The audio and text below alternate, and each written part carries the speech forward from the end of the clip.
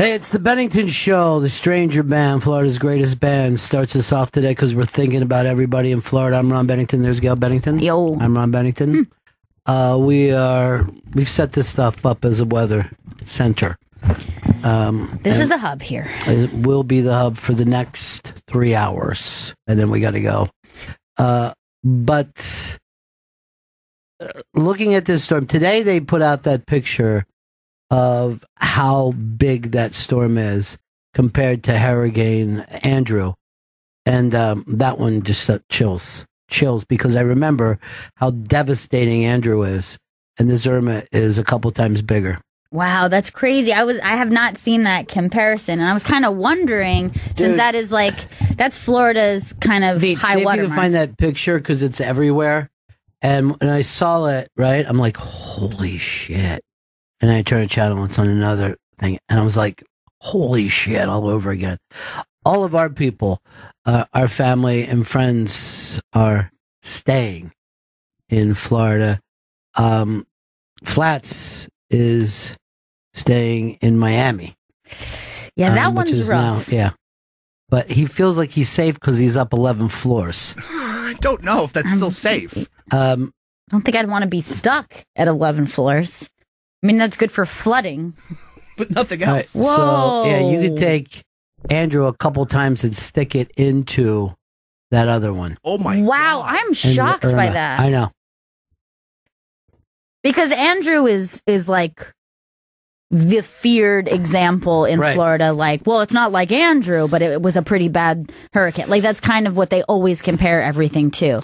Yeah, I've seen a lot of, and of course this thing kind of changes by the hour, predictions of what, but certainly Miami, they can't imagine not in the path of just catastrophic. Like, it looks pretty intense. Yeah, well, they're moving everybody out.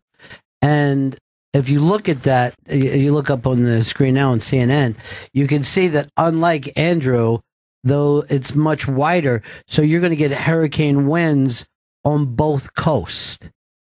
And I don't ever remember that happening before. Normally you're in trouble on one coast, you run over on the other coast, hang out for a couple of days, and then go home and, see what the damage is. And then, the second this is past Florida, Georgia is going to get hit. South Carolina. It's a gigantic storm. Yeah, even when that a hurricane that size downgrades a lot, what is going to happen in the southern states in general is going to be intense. I've been reading everything. This is a problem of man-made global warming. It's also Jesus bringing his rage back. And one person, I'll just say J-Law, said it's our karma for getting Trump. I don't know what the scientific or spiritual thing of this other than hurricanes come. But the problem is a lot more people live in Florida than used to. Like Miami took a full hit in 1960. There wasn't a lot of people outside of Miami in 1960. You know what I mean? Because you were still just getting air conditioning at most places. So before air conditioning, nobody. Right. Before air conditioning and bug spray, nobody would live in Florida. Now, everybody kind of wants to live in Florida. And, I'm seeing this stuff with the islands, and they pulled everybody out of the Keys. These are the places of our daydreams. You know what I mean? Like, when you're at work, you're like, man, I gotta get down to the fucking Keys just for a week. I want to get to the Bahamas. And to see these places just getting smashed like this, it's like a dream turns into a nightmare. There was just a shot on CNN of DR, just like the water just crashing over the wall as like the swell came up. Yeah. It's so intense. Insane. And it looks like, see, here's the thing. Florida all over is running out of gas. If you leave Miami with a full tank of gas, you're going to need more gas by the time you get to Daytona or Jacksonville. And then after that, even if you're out running this thing, you'd have to drive up past Georgia and South Carolina, unless this thing takes a wobble, which they sometimes do, and it goes and hits somebody else head on. That probably thinks, oh, poor Miami, and it takes a little wobble at the last second. Yeah. Oh, Jesus. No. Who were the people who said it was the PTL Club guy said Jim Baker, and then also the crazy fucking kid that used to have a TV show in the 80s that became crazy religious? Kirk Cameron? That's him, Big Kirk Cameron. And he's just letting us know it's Ari's right. It's always back to sodomy. Sodomy just gets the Lord so mad. Kirk Cameron hates sodomy. Like, he's a strong stance against it. What about just a finger in the ass? I don't know. I think he's like, doesn't feel great about it, but I don't think it's not sodomy. Rim jobs? Is that sodomy? Can a straight man sodomize a straight woman and not take the wrath of the gods? I feel like it's a little better than the no, man. Sure, it's a little better. Definitely better. Yeah. I think there's a sliding scale for sodomy. By the way, Vito put up this story today that says this artificial intelligence can read your face, right? Mm-hmm. And 90% of the time say whether the person is straight or gay. Just by the picture. Fucking gaydar? Face. It's literally radar meets gaydar, something. So there's the face. Now, what part of it is gay? So, according to the article, according to you, Vito. This is your theory. Take cred. The certain trends that are included on a gay man are narrower jaws, longer noses, larger foreheads, and then women also have larger jaws, but then they have smaller foreheads. Wow. So it can read both gay men and... Hold on for me. I got a face like a fist. What's that say? Incredibly straight? Straight as hell. Too straight. So straight you don't even like women. And then it says grooming styles, but then this is just turning into like... Stereotypes. Yeah. But to be able to say face structure has something to do with it is amazing. Now, I have a gay friend who swears that his gaydar is he can tell gay face. He said, like, if he sees someone across the room before they're even talking, even if they're dressed in a very neutral way, he claims that he has this same skill. He's like, oh, he has gay face. I know he's going to be gay. Ask him to look at Josh from Big Brother for me. I will. Because I just want that kid to come out. I know. And be happy and live his truth. Yeah. Except for he has the body of a fucking NFL linebacker. I don't know if anyone's into that in the gay community. Oh, I think they are. It also seems like they'll go for anybody. You know what I mean? Like there's somebody for anybody. Yeah. Like those dudes that wear leather are the only guys who shouldn't be wearing leather in the straight world. You know what I mean? Right. And like they're like, oh, that fucking dude's hot. I'm like, he couldn't even get laid by any woman. So hairy. This wear a big fucking belly and a fucking just a like tight leather vest you can't even button. Dude, I came down 6th Avenue today, right? So homeless dude in a wheelchair. Giant fucking fat belly, right? He's fucking passed out. And his fucking chode of a cock is out. And it was fucking, I'm like, every once in a while, I'm like, oh yeah, it's still New York. Good. Brett in New Orleans, what's up? Hey, man, thanks for taking my call. That's my job. I had a crazy fact about Hurricane Irma I heard on the Weather Channel yesterday. Irma is now 600 miles wide. And back when Andrew was around, Hurricane Andrew, it was only 400 miles wide. So that'll just kind of show you how big that storm actually is. 200 more miles. 200 more. I figured it out. I've done the math. Wow, you're good. Great math. Yeah, I put it. Go ahead. I put it. They put it. They showed a picture as if it would to go into the Gulf, it would pretty much cover almost the entire Gulf of Mexico. They would be felt on every state around it. I just thought that was pretty crazy. It's just something we can't even comprehend. And it's all because Jesus and climate change and Trump. Those are the three reasons that I read. And it's going to be at least 2 out of the 3 of the reasons. Right. At least 2 of the 3. Well, we know Jesus hates butt sex and oral. Vito has put up that it's as big as Nevada. That's pretty big. Yeah, it is. It's big. That's a state. Now, is the eye Vegas, or it looks more like it's Carson City? Chris, what are you doing in that room today?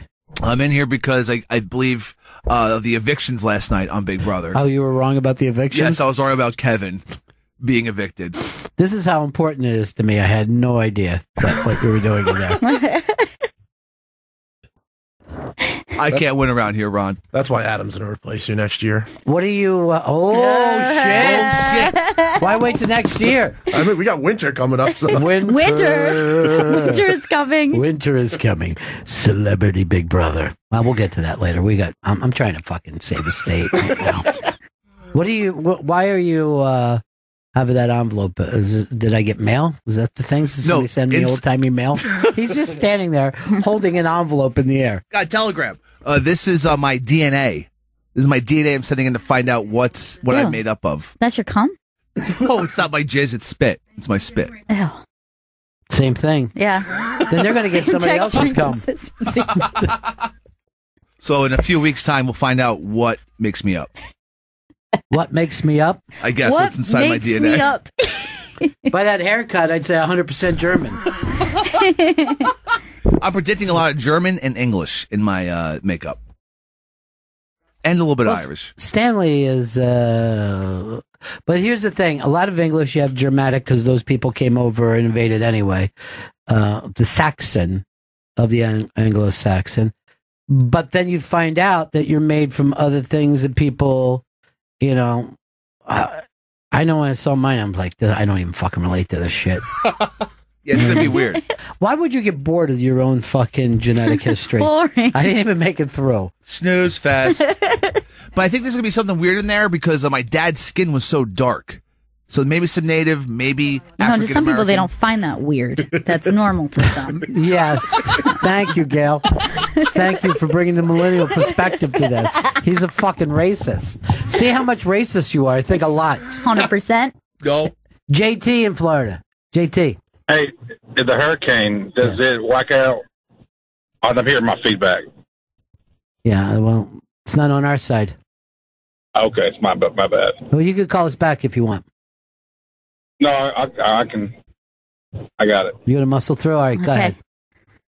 Do I lose my satellite service with the hurricane because I live on the Florida-Georgia line? I think you should not lose because we're coming down from space. Yeah. The only way... Yes, good. When I do a road trip, the only way I ever use anything is if I'm in between like two mountains or something, and then it's only for a short period of time.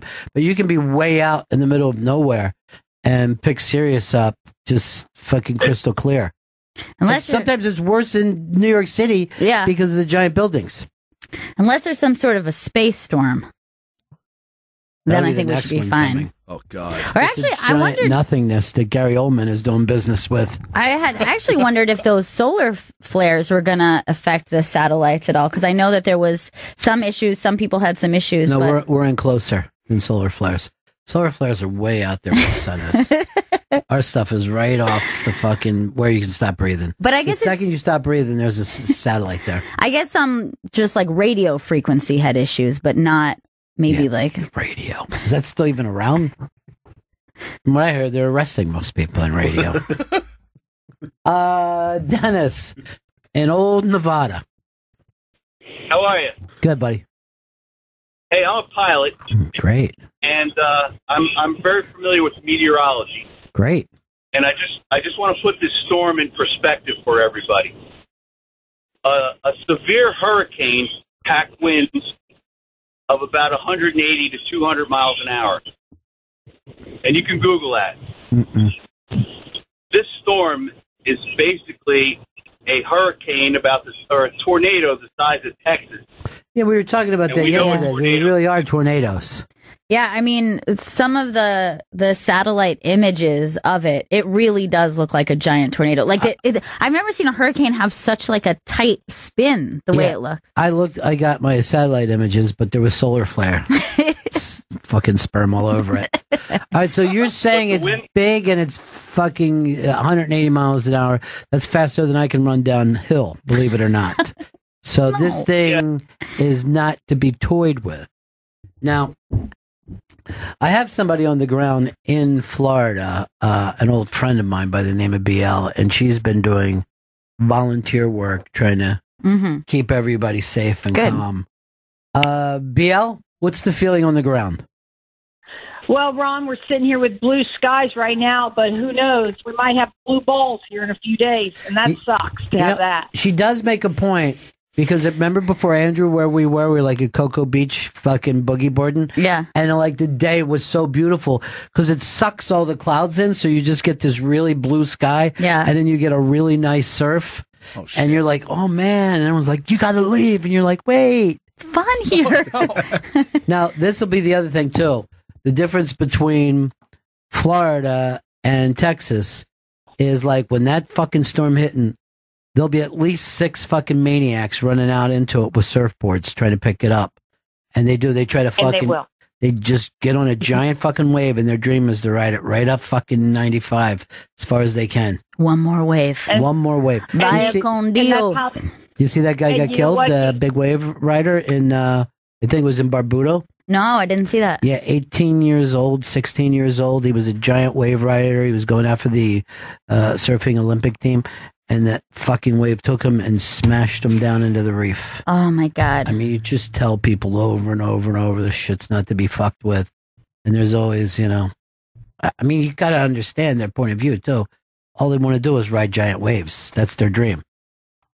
Kid. And you know what? And Oh that's my how God, the guy so wants to young. die. Just like you guys all have your ideas of the way you want to die. Gail, Ron, Chris Stanley, None of Ditto. this has Is this a anything to threat? do with anything, BL. Now, what's the feeling there? You're in a place where the water is clear today, right? Oh, it's soft as a baby's ass. I mean, it's just So you're would never staying. believe it. You're staying. I'm near downtown Clearwater, like I told you the other day, near Scientology, right downtown, about a mile away. I am going to stay in St. Pete though, because I'm 9 floors up. I'm going to take that route with my semi-boyfriend, because he's got to stay at his pawn shop. First of all, because he'll get looters. the thing is, people are going to steal his gold. he's got a semi-erection. No, Ron, this is not cool. Don't you understand that I could die? I'll never call this show again or text you. Now, What's that up? why? Do me a favor. If you're in your place 9 floors up, and the hurricane hits, please take the elevator. That's not what they're supposed to do, Benny. I know. They said no. There's big signs everywhere. I know. That's why I want you to take it. No. Now you were texting me this morning, BL, that you're nervous about Flathead. Well, I was on the phone crying with him this morning. I'm like, Flats, I'll come get you, but I just can't get to you. He goes, BL, I'm going to sit here with Johnny Depp's drummer. He's got some story about Depp and his drummer. Some flat story. He's got amazing things. But he said he was 29 floors up in West Palm Beach, and he's going to ride it out. Well, I saw, if you're that high, as you guys were saying, it does turn into a tornado above Irma. So above her is baby tornadoes. Never And heard of that's what'll this. take That's flat like out. talking It'll to a fucking out. meteorologist. This is amazing. Yeah. You have so many facts. Well, you got to paint the picture for the people. If you know radio, you got to paint the fucking Oh, bitch had to come for me. Yeah. Okay, I'll see how it is. Claws are out. No, I'm trying to be. No, I'm not trying to be rude. I'm just trying to. Too paint late. the people. I mean, how disgusting. Oh, and the other Now, thing that's now, real bad BL, problem- forget all this. What? Let's go back. Why does Johnny Depp? He's an actor. Why does he have a drummer? A guy Wherever who just- he goes, it's just a little drummer boy behind him. What is he? A Revolutionary War fucking hero? Depp, he is a star. Bum. This is all allegedly. Okay, all I know is Flats told me he used to run bands. Remember, he runs Nigel Manson, or what's his name? Marilyn Manson. Why Nigel was your first guess? So you're saying the drummer from Nigel Manson is that? That's his Why younger does Flat- brother. Seriously, Nigel. why does Flat have to half-ass name drop in the middle of a hurricane? Not even like Johnny Depp is here. Johnny Depp's fucking lawn boy showed up. No, So there you're was begging- a time allegedly. You're begging Flat to come, right? Well, Well, yeah, I wish he would come, but you can't say those words in one sentence with Flat. You know that, Benny. So you know how horny he is. He won't leave, right? No, he's not leaving. So when he's up there with those big windows, with that combustion, it's almost hold on for a second. What's a window? So he has big windows? Well, don't most people have a window? All right, hold on. Flats is on the other line. Hell? What am I? Hold ready, Chris? Click hold ready. All right. Hold ready. Oh, yeah. I'm in radio. I know that. Flats. Flathead. No, why don't we have him? Try hit hold. All right. I hit hold ready, and then Flat, and then BL fell out. Flat. Yo. What is this that I'm hearing? Flat that you, here. Yeah. You refuse to leave because you're with Johnny Depp's drummer, according to BL? No, he's coming to stay at my place because he lives in Miami and he's worried about the hurricane. Remember, I told you a few years ago, I had to fire Johnny from a band, and Johnny, I'm going to let you go. You don't have the charisma I'm looking for Flats records and tapes. Flats, is this a bad idea that you're staying there? The kids, the band, the kids. Yeah, no one cares about the kids. Looks like it's veering to the left. I live in a high rise, so the water has to be at least 70 feet before I get wet. No, BL was telling me that there's tiny tornadoes above Irma. Apparently, and I believe her because she's in radio. Yeah, well, I'm going to beg to differ. Oh, well, okay. See, Flats is not a big worrier. Yeah, no. So you're staying, I'm not at the people, bro, and you feel like it's going to wobble away from you, not into you. Yes, yeah. I don't think we're going to get some tropical weather, but it's already veered to the left. It's going to hit Lake Okeechobee, and most likely the west coast is in for more damage than we are. Oh man! So I have. So this thing could hit BL. Maybe BL should go stay with you. I offered. I offered. She didn't say much. She didn't want to get jacked off on. That's the fucking problem. I told her that's been absolute. No, seriously, do you got fucking? They say that you're gonna need 5 to 7 days of sniz. Do you have it all with you at all times? Yeah, I'm home. Yeah, remember, you're a fucking pro, so you're gonna need twice as much. Oh yeah, I'm covered. All right, so what am I supposed to hit? BL's back on. What am I supposed to hit, Chris? All right, just click on Flathead and then hit hold ready. I click on there, hold ready. He's green. All right, now pick up BL. BL and Flat, do I get you both? Yes, I'm here. And Flats? Maybe hit him. Do you hit his again? No, he flew out the window. Window? Window. If I click him, I think BL's going to disappear. Oh. Well, you got a whole new phone system. Hello, I'm Jose. I can't get in because Trump's president. Jesus Christ, that's her idea of a fucking joke. That's funny shit. BL, do you hear what Flats was telling me, though? That you are going to be more of a target than him. And, Chris, we should open with Okeechobee Whiskey. That would have been the fucking perfect song. Fucked up. We went with Swamp Woman, BL. Down south in Alligator Alley, City, and Crazy Gail Allen Sally. Oh, Jesus Christ. So I can't get them both on? Excuse me? Is Flats there? What's he doing? How many Xanaxes he had today? All right, hold on. Hold on. I just hit hold for her and she disappeared. Nothing fucking works here, Chris. Flats, I got back to you. I've knocked off. All right, man. I've knocked fucking BL off the line twice. And Chris, I'm trying to talk to him. He's on the phone. His girlfriend lost the fucking Costa Rican kitten, and she wants him to leave work and go get it. This is not a professional radio show. No. This is.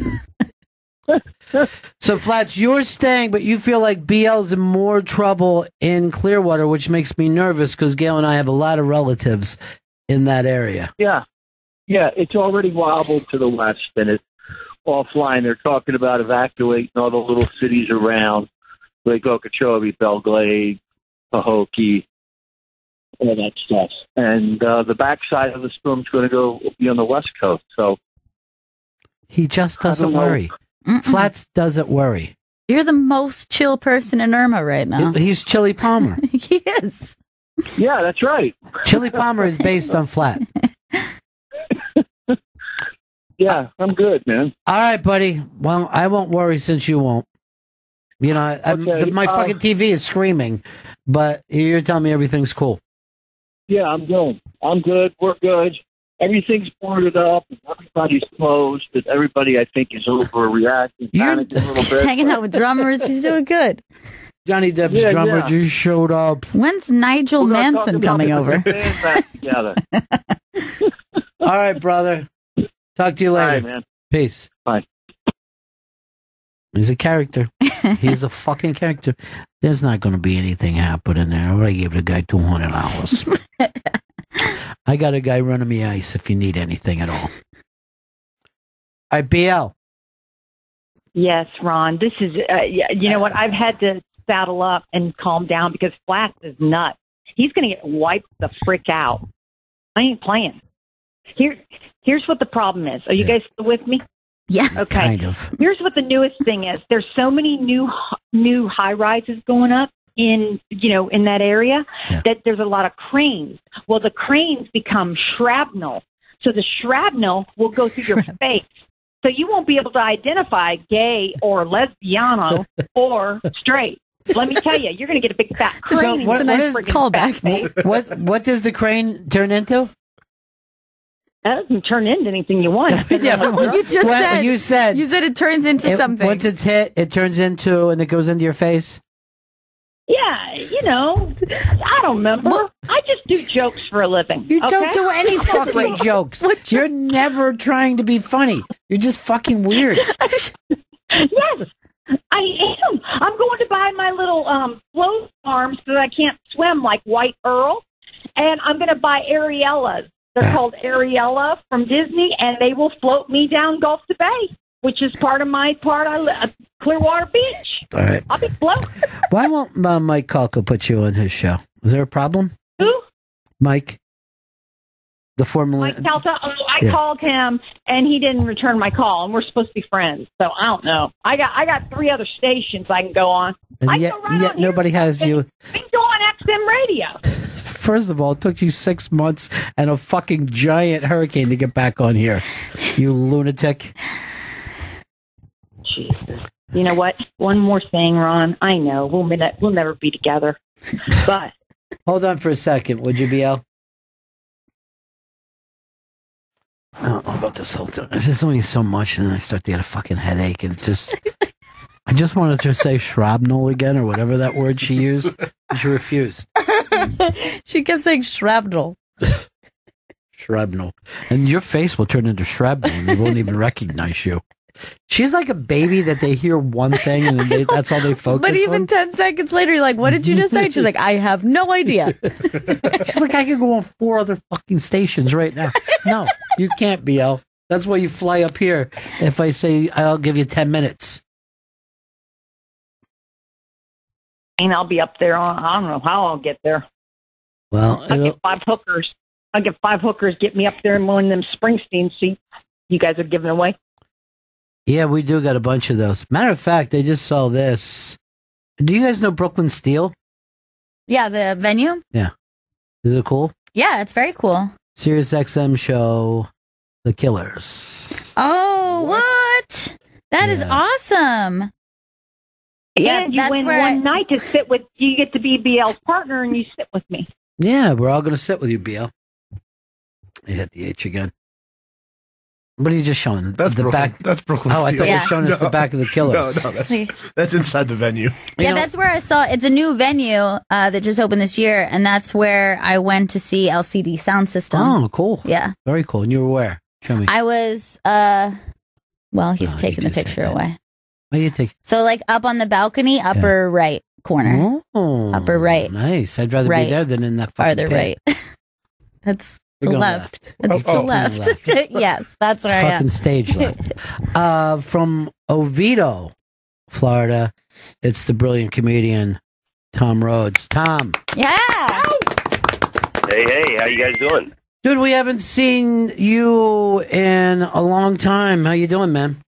What? I was there in June, right? Oh, yeah, you're right. Okay. We haven't. So I guess we'll see another couple of years.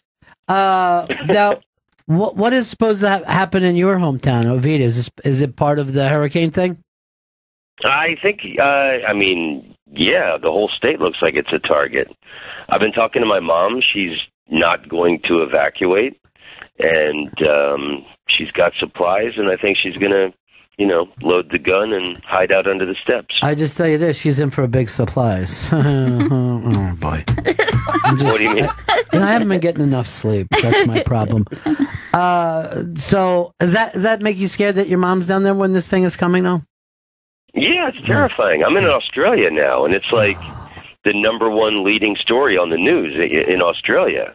I'm like constantly looking at the phone and tracking the path of the hurricane, and it's on every channel. And dude, all my people down there are just like your mom. None of them are leaving. Yeah, I mean, you see the roads just completely packed with people evacuating. Why don't I know one of those people? I don't know anyone who's not staying. They're all saying stuff like this. Well, my mom she did it like 10 years ago. I forget which hurricane it was. Her and my sister drove north, and they said it was the worst experience. It was bumper-to-bumper traffic all the way to Georgia. There was no hotels. A lot of gas stations were out of gas. And I'm sure there's a lot of people are humping it like that right now. Yeah, it's really tough to move. What is it, 18 million people or something? Yeah. 20 million people that are in the way of this, and then everybody goes, do we leave? Do we stay? All my people are saying stuff like this. I'm in a C zone, and if I need anything, somebody else is in a D zone. I go, this means nothing to me. You're talking about fucking crazy alphabet shit. Hurricanes don't see zones. The fact that my mom did it once before, and it was a miserable experience, she'd rather face the storm. And then you got news stories like Richard Branson's like riding out the storm in his wine cellar. Yeah. That doesn't help, dude. Look, I just saw a fucking bio thing on his fucking, what is it, Necker Island or something? That's it. It looks like shit to me. I'm going to tell you, I watched it for an hour and a half, and I'm like, there's fucking 90 places in the Keys I'd rather stay. His place looks like shit. Like not well maintained. I think he rents it out like for $50,000 a night or something. Yeah, doesn't he? on the fucking fact that you're going to end up eating fucking sushi in the pool with him, but it's sushi made by fucking English guys. Please, it's on Netflix. Watch it, and I guarantee you, I'll show you a million places in the Caribbean or in the Keys that are fucking nicer than this fucking hellhole. It looks like Swiss Family Robinson. Oh. What the fuck is he doing? I don't know. I mean, I'm great for you. Boy George had a hit, so you were able to take all this money and fucking build a hut down there. But it looks like shit. Tubular Bells, that was the song big, from The Exorcist, is what made his original fortune. Yeah, that was the original money that he got. Tubular Bells. Really? The Scary Exorcist song. It was like the #1 single in Europe history or something. But it sold like 6 million copies. And, he would turn around to this guy and go like this, I don't know, I haven't seen any checks yet. In the meantime, he's fucking down, Oh my God. Yeah. What are you doing in Australia, bro? I'm doing shows. Just regular clubs? It's not like a festival? I'm studying kangaroos. You don't have to be mean about it. I'm just a person trying to keep this whole thing going. You ever heard that story about, I heard this for years, that when the white English people came to Australia, they saw the kangaroos and they asked the Aboriginal people, what do you call those? And the Aboriginal people didn't speak English, so they said, what are you saying?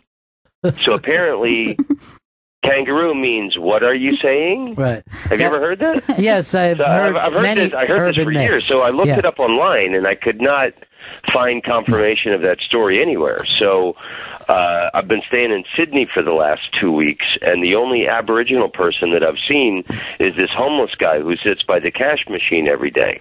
And I asked him, what does kangaroo mean? And it doesn't mean, what are you saying? It means fuck off, mate. Does it really?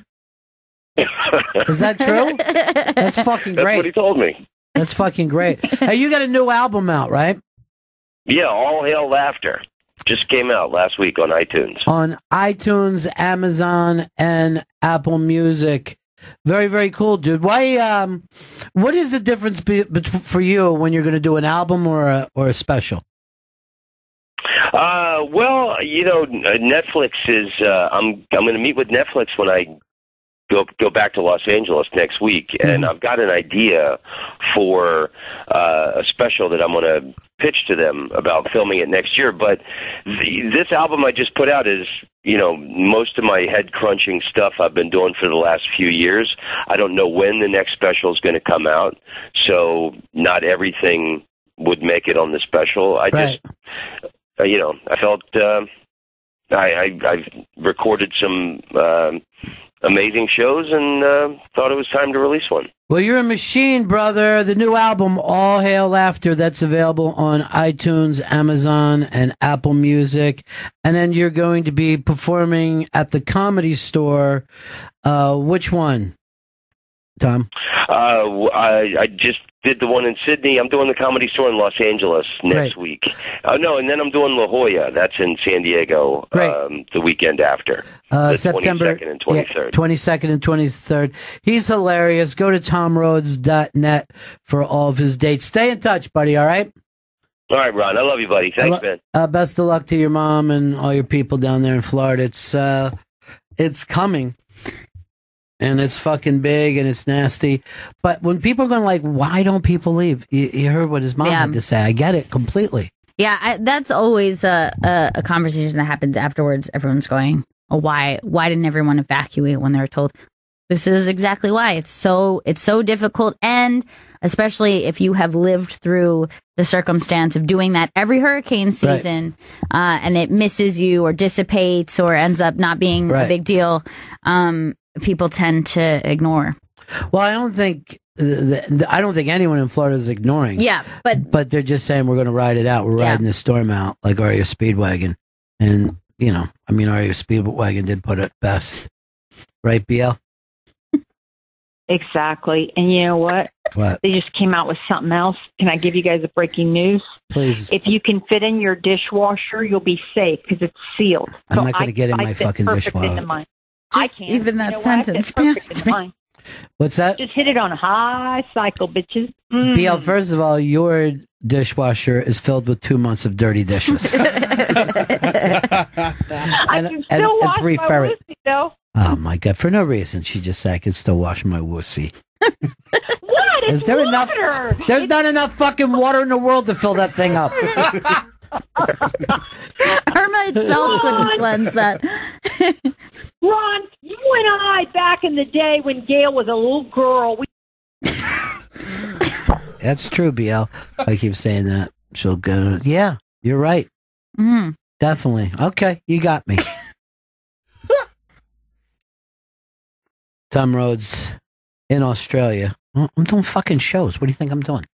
The fuck you think I'm doing in Australia? Chasing fucking kangaroos around? He's hilarious.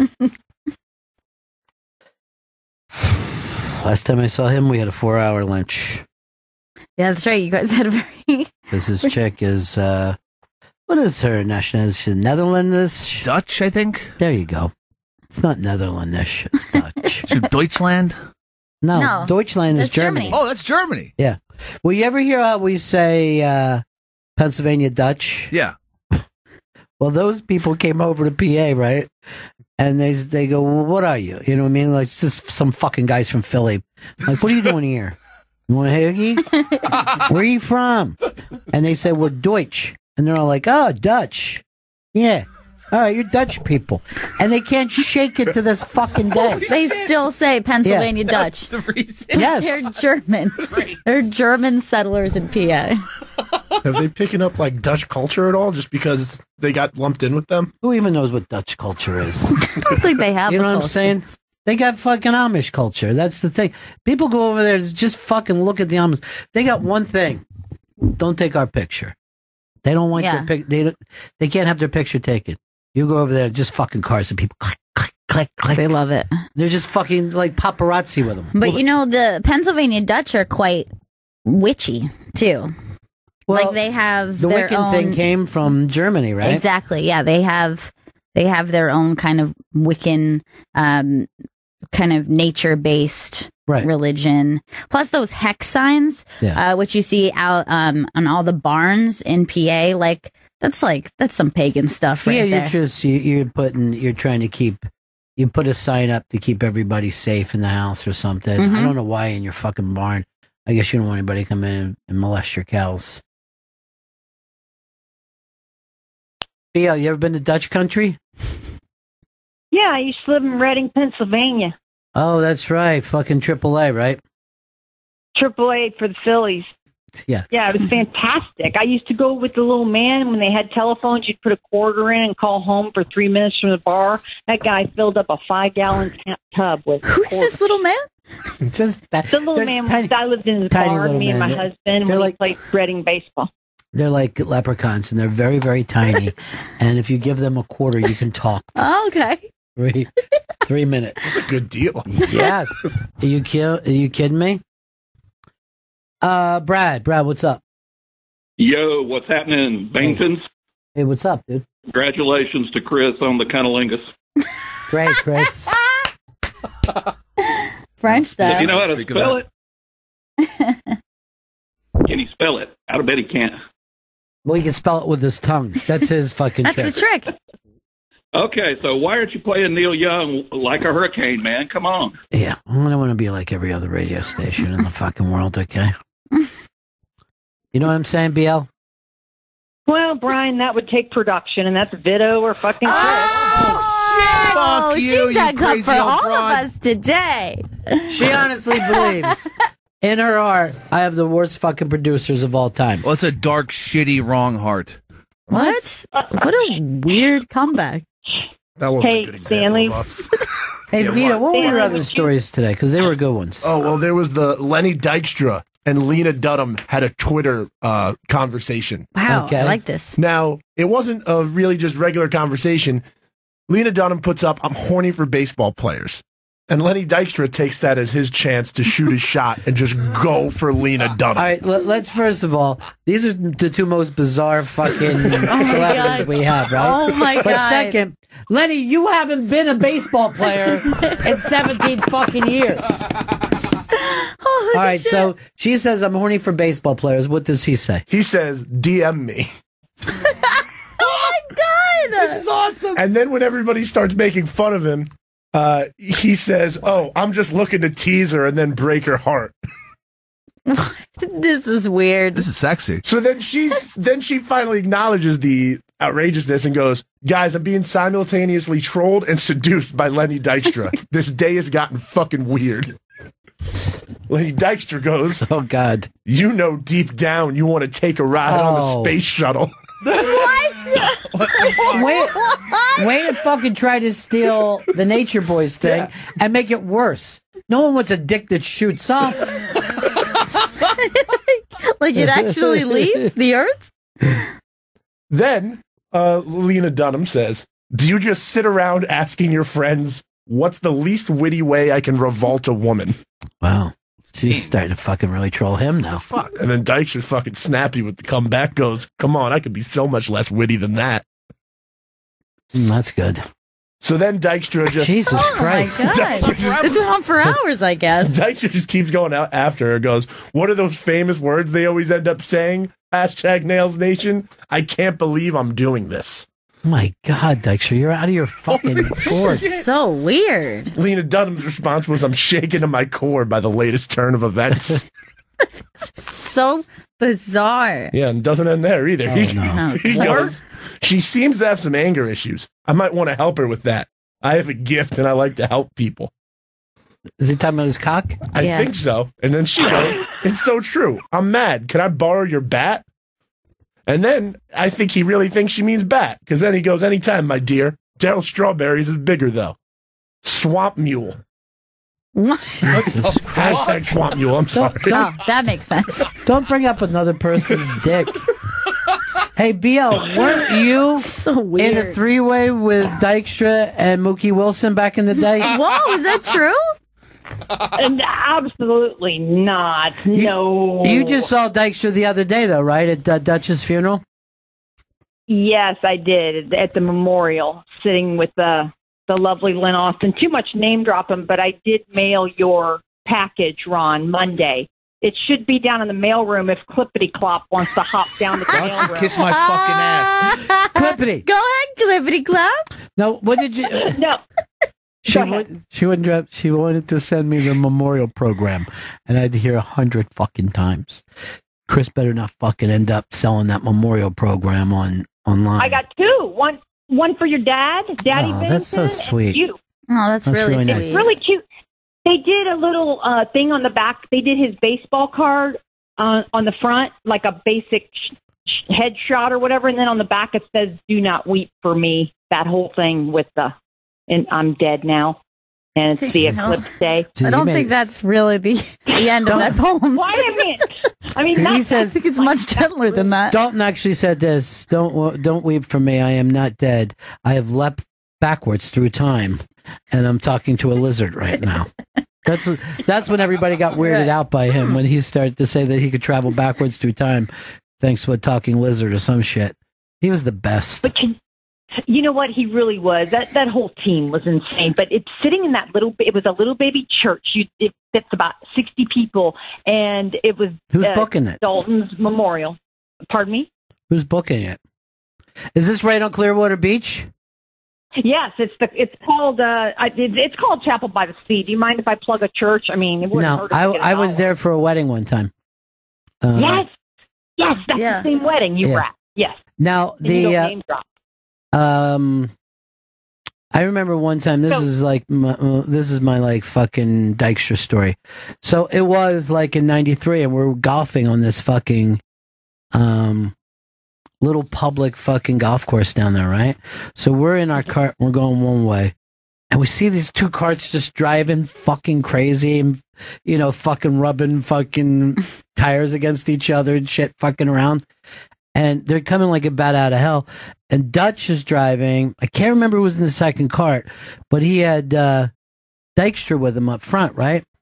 And before the cart stops, Dykstra jumps out and just starts running, and he's looking for his ball.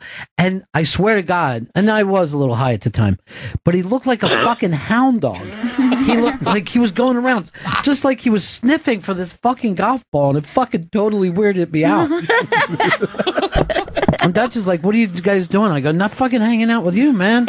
We're going in a whole different direction here. I'm on a fucking Chilltown bus, and you guys are fucking weird frat ski bus. But he was wired. Yeah. Yeah. He makes me look normal, don't you think? No. Stop. Ron. Not at all. Vito, give me another one of your stories. You had all good stories today. Well, Vanity Fair is really pissed off a lot of conservatives because they did not include Melania Trump on their best dressed list. The thing is, though, who they did put on their best dressed list was Michelle Obama.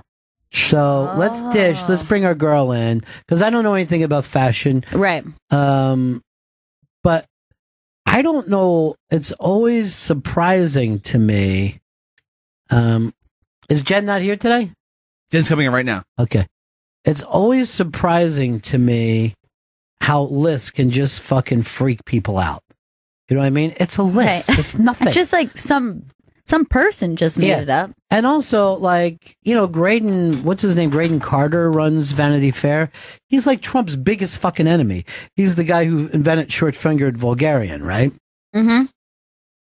I don't think a lot of Republicans read fucking Vanity Fair. Why do they give a shit? I don't know. I don't know why anyone would take it that seriously. Now, let me just ask you guys this. She hasn't been on this best dressed list for the last 20 years. Why should she go on now? Because she's a first lady? Does that make you a style setter? I guess because because she's in the news more, and so we are exposed to the things she's wearing more.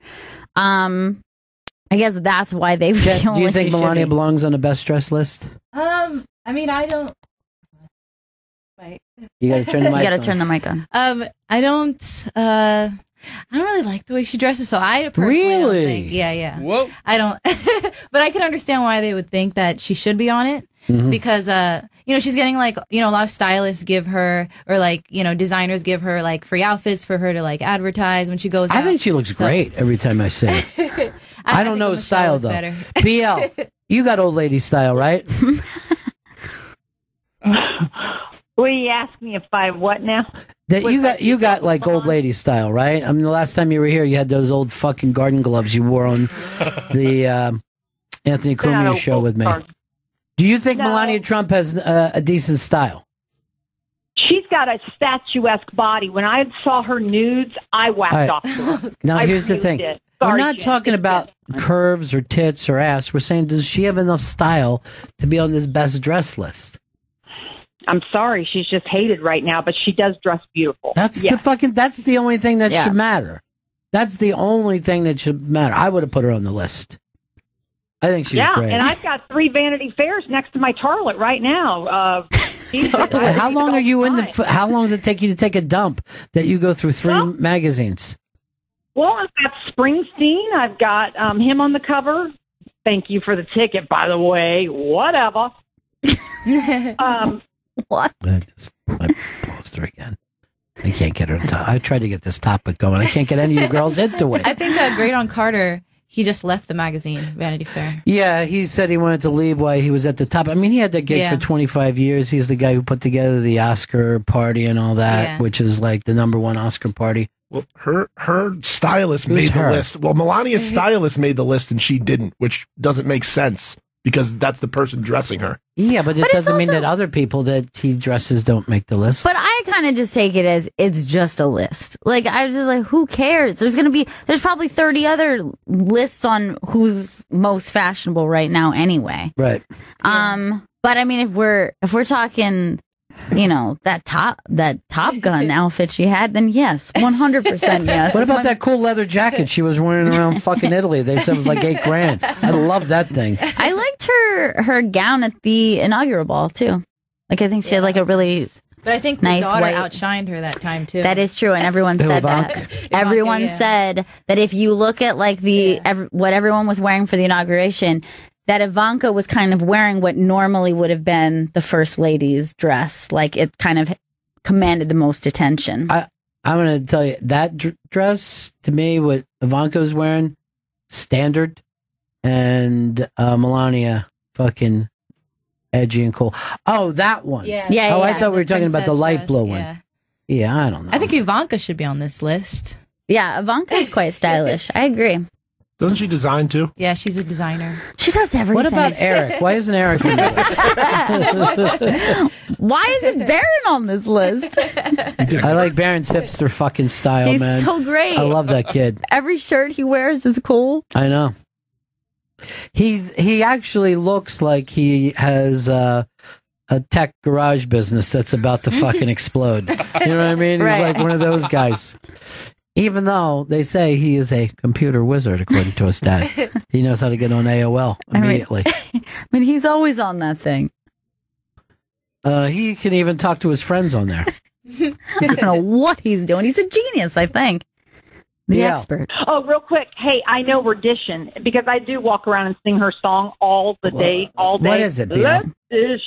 I know the whole song by heart. So what? It's 10 seconds long. But what I'm saying is, I think Ralph Lauren mainly dresses Melania because Carolina Ferrara, who was Obama, his wife, she all her stuff. She wouldn't touch. She wouldn't touch Trump. She wouldn't do it. So she went with Ralph Lauren. The purple suit was Ralph Lauren. Yeah, a lot of designers have walked away from dressing Melania. Yeah, I think it's. I don't think.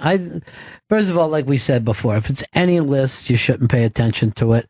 But if you're going to do a best dressed Politics should have nothing to do with it. That's just ridiculous. Are you the best dressed or not? And that leather jacket fucking slayed. And people were like, that's terrible. She's wearing more money. I don't give a shit. That thing was badass. Find this leather jacket for me. This is leather jacket. I think she was wearing it in Italy. Look at this thing.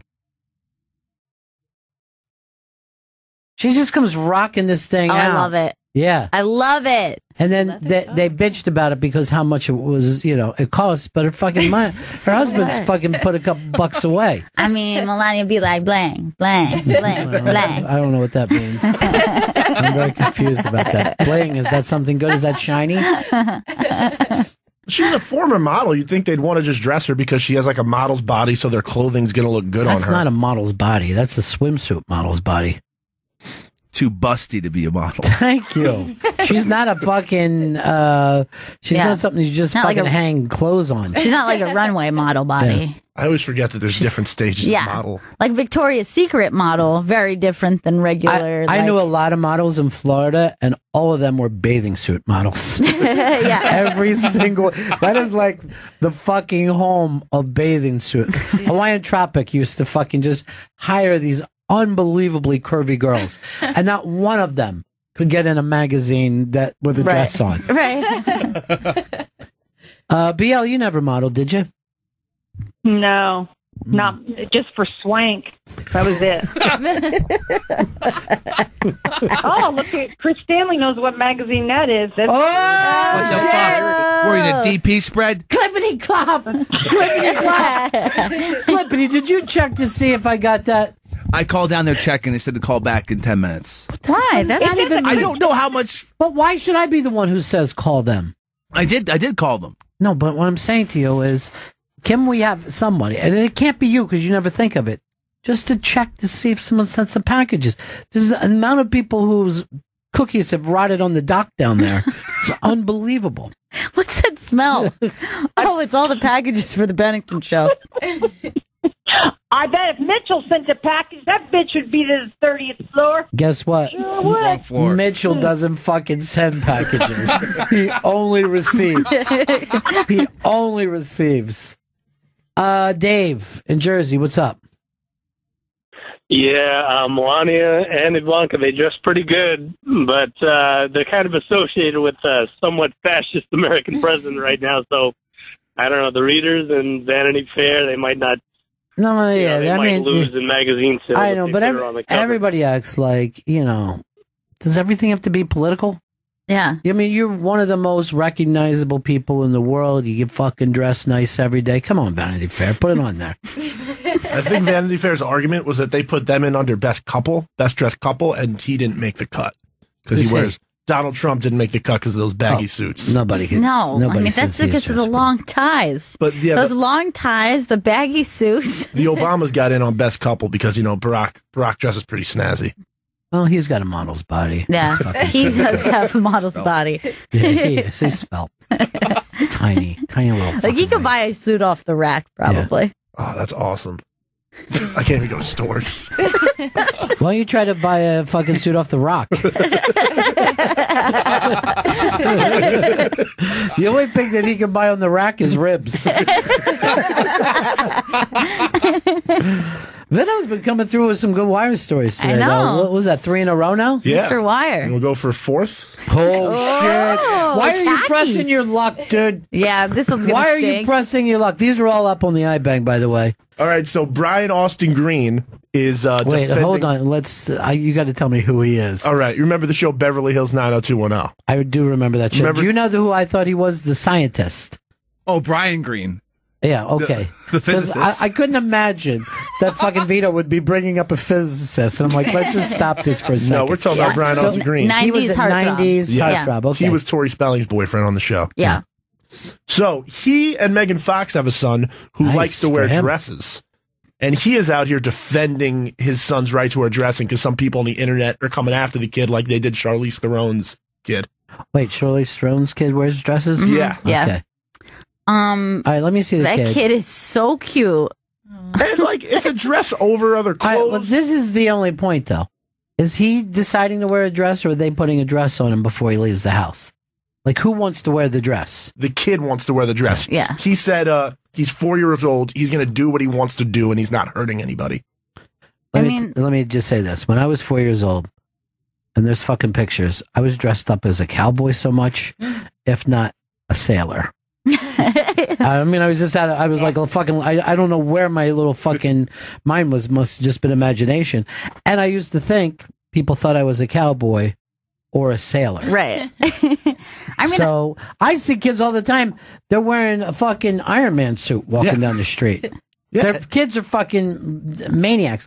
And what's he have, a big sister? Yeah, he has a big sister on the other side. She's wearing a dress, which maybe that's why he wants to wear it. Yeah, of course. And like, here's the thing. Even if you have reservations because you're like, I'm worried about, let's just say your only worry is your kid's going to get teased, or what is this going to mean for them socially? Yeah. How weird would it be if your kid's like, can I wear my Iron Man suit when we go to the store? Sure. Can I wear this when I go? Yeah. Can I wear just? No. That makes you sound weird. Like you're imposing that weirdness on them. I also remember this. My big sister was in the Girl Scouts, and I would wear the beret and sash and walk around the house, kind of feeling like I was in the Green Berets. But I don't know. I just felt like it was a military look. Right. My dad, my brother weren't that cool about it, but my older cousin had plastic stilettos, and I always saw my mom wearing them, and I was like, I wonder what those feel like to put on. So I put them on, and then an uncle came in and flipped the fuck out about me putting the stilettos on. It was just about you stretching out those nice stilettos with those fucking Those are canoe feet. $120. You already had feet twice the size of your mom. I know the girls are going to think this is okay, and I can tell Vito. I'm just going to go to Chris, and I want you to be honest, okay, for a change. Okay. Is this a bad thing or a who cares thing? I don't know. If my kid was wanting to wear a dress, I'd probably say I'd be weirded out, and I wouldn't want him to wear the dress. But would you say don't wear a dress? I'd say don't wear the dress. But he's not going to understand you because he speaks Costa Rican. Right. So he'll never get it. No dresso. Here's somebody who knows fashion very well. BL. Yes. Would you be okay with the kid wearing a dress or no? A little boy child? Yes, a little boy child. Why? Well, like the show says, say yes to the dress. If you're a boy or a girl, that's the new world we're in, man. We got a hurricane coming. We got boys and girls turning queer at 4 years old. I don't know what else to tell you. That's not turning. First of all, that doesn't make you queer if you put a dress on. I just want to say, I never thought that we would get a TLC say yes to the dress reference on the show, and I'm just really excited about it. I had no idea what does it even mean? It's a show where they try on wedding dresses on this thing, and then are you saying yes to the dress? There's a fucking show. Kreischer doesn't have a show on right now. And there's a show called fucking Say Yes to the Dress. Often played in marathons when like 4 hours can go by and you're like, ugh, I've watched a lot of this terrible show. Do you think it changes it? Go ahead, Vito. Pardon me? Do you think it changes ahead, it Vito. if there's no clothes under the dress? Like Nothing changes it. What? Either you have a problem with it or you don't. I don't care if he has little girls' panties under that dress. And by the way, I think Chris is only saying that because he doesn't have a kid. I think if he did have a kid, he'd be like, well, I don't give a fuck. You stop crying?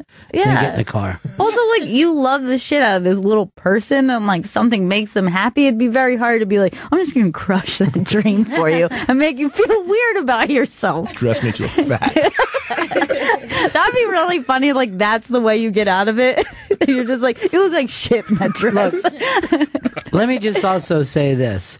I honestly think that my cowboy outfit, it didn't look like I grew up in the West. I was wearing some weird, fancy fucking, you know what I mean? Dangly. If I'm going to be honest now, I think I look more like Sally Starr than I did anybody else. And like my parents put, some days I also dressed up like a fireman with a fucking hat on and shit. It's just, I don't know. I guess I was a maniac. You just had a big imagination. Tell that to my family. I'm not a wise ass. I'm just fucking witty. Why don't we break here? BL? Can I just tell you that Chris Stanley would put a garter belt on his boy to shut the fuck up? That's you're terrible. sick, Chris. That's terrible. She's calling you a pedo. That's adult lingerie. BL, we're going to be right back with you. Fantasy football fans, the wait is finally over. NFL season starts this week. Football is back, which means FanDuel is back. FanDuel, fantasy football for everyday fans. New contests starting every week. No busted season. Something for everyone. Lots of contests to choose from, starting at just $1. Just pick a contest, choose your team, and watch your score real time. Over 2.5 million players have won a cash prize playing fantasy sports on FanDuel. Sign up today. Go to FanDuel.com, click the Join Now button, and use the promo code Bennington. Just try FanDuel for free with no deposit required. Visit FanDuel.com to claim your free contest and play for a share of $10,000 this week. Just sign up using promo code Bennington. Sign up now and try FanDuel for free with no deposit required and claim your free contest. That's FanDuel.com, promo code Bennington. Void where prohibited. Hey, it's the Bennington Show, kids. We're back. I'm going to be at the stand this week, and a member of Vanity Fair's Best Dress list is on the show. Oh my God, who? Bonnie McFarlane. Nice. Bonnie McFarlane. I fully agree. She's the queen of the jean, they say at Vanity Fair. Hey, what is that, a hoodie? It's Bonnie McFarlane. Also, runner-up in the male category, Jim Florentine will be there. No Jameson, just me? Okay. Seems like we both should go in. We share shirts. We wear the same shirts. That's the thing. Those guys always got rocking shirts on like we were in 11th grade. That metal shirt. Yeah, that metal shirt is still out there. My favorite guys, though, Florentine, hilarious on stage. And I will say this, too honest. Way too honest. You don't feel like they need to give as much as they do? He gives too much. He gives everything. I can't wait till this new special comes out. You guys see it? I can't wait either. Just from what you've told me and then talking with him, he told me at least one of the stories that he tells. Story, yeah. And it's so crazy and so funny. I can't wait to see it. The one he told me off air, right? Yes. So funny. Like, I said to him afterwards, I go, is that a bit? No, everything's real. I really did it. Because he broke up with his wife, and it was just so brutal. And it actually made Page 6. And I remember that day being like, Florentine gets everything. But, and that's really the way I felt about Craig this week. I go, why is he getting all the great press? Someday. But that'll be fun at the stand tonight and tomorrow night. And who's the whole lineup, Chris? Jim Florentine, Derek Gaines, Ben Bailey, Sherrod Small, Bonnie McFarlane, and Ron Bennington. Great show. It's an unbelievable fucking show, man. Those guys are so great. It's going to be a lot of fun. Also, I want to say this. I just found this out today, even though I spoke to him yesterday, but very, very quickly in the hall. Our old buddy E-Rock is leaving the company, and he's got a last show on, when is that, Chris? It's Eric Nagel. It's Eric Nagel airing tomorrow, Saturday, September 9th, 6 p.m. East on Faction Talk 103. He'll have Taylor Kitsch and Dylan O'Brien for the movie American Assassin on. And he's going to give out all the dirt. Tomorrow at 6 o'clock, Faction Talk. I go back with, first of all, let me just say this about E-Rock. I always thought at some point me and him would be on the same show together. Yeah. Because we were always so close. But I remember talking to him when it was IMs, when we were at NEW, because he was living down in Florida. His dad lives in Florida now. So, and his family's down there. But he used to know, he was just, I guess, starting in radio and knew a lot of the people that I knew from Orlando and stuff. And he was a big Opie fan. He would ask me about Opie. And then when I came back, when we did the series, because he was at Sirius before, or XM, before I was. Mm-hmm. I think he was like one of the first hires with Opie and Anthony. I'm like, oh man, you're the same dude. You're Sex Bagel. Thought you were going to be much younger. Thought you were like a little kid. But he's great, and he's such a good guy, and I've known him all these years, and we've never had a crossword or anything but, good times. So best of luck to you, E-Rock. You sure as hell deserve it. And from what I understand, he got this is all working out nice for him, so that makes me really happy. I'm glad. I love that dude. And, when I started working here, he was one of the first people just to be so warm and so kind. He's just a really, really great dude. He is. And he knows everything about this place. So he's always like a cool person to talk to because, he's just been doing it for so long and he's such a pro. I'm really going to miss him, and everyone on my team loves him too. So. There's very few people that I ever think, oh, he gets the radio business. He has a passion for the radio business. Because a lot of people, I'm looking at Chris and Vito, they're like just here because they're here. It's a stepping stop to a big TV fucking career for them. But the real radio guys. And I forget what show I was watching. It was some panel show. And I just saw how hard it was for them to be introduced with their little smile and how to sit with their... I'm like, God damn, TV looks like it just fucking blows. You know what I mean? Yeah. But just no matter who you are, just come in, you just crack open the mics and you start doing radio.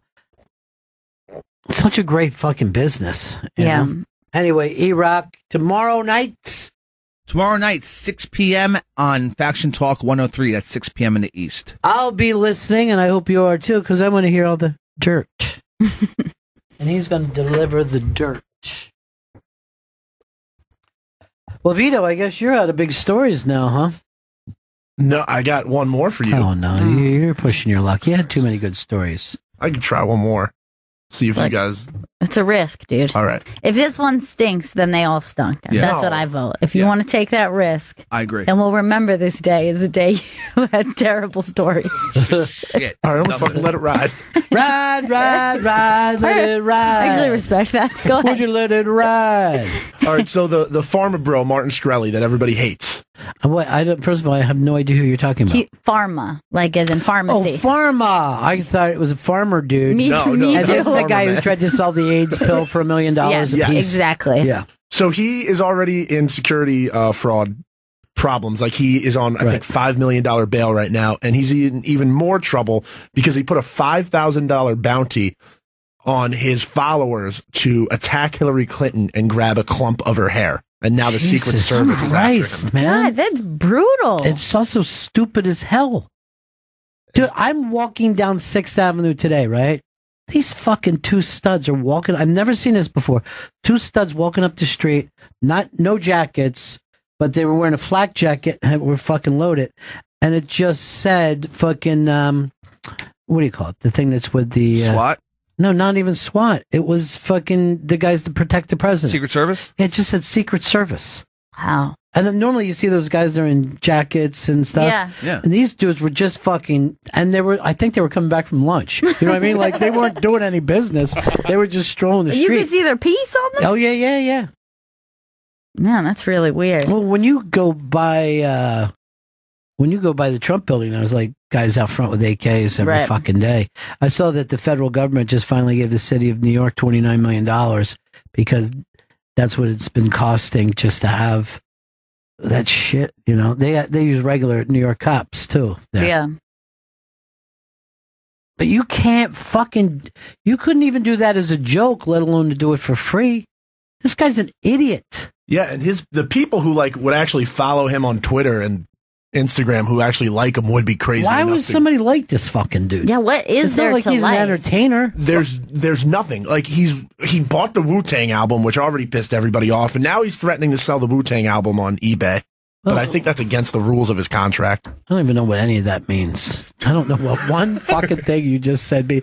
I could buy an album right now. Yeah, and then I can resell it. I have one too. Wu-Tang put out like a special limited edition album. It was one That's album. where you got to start. Dude. Yeah, I was like, Wu-Tang. So it's a limited edition album and it's just one? It's just one. And that album's a joke. And there were a lot of stipulations to buying it. He was the asshole who ended up buying it.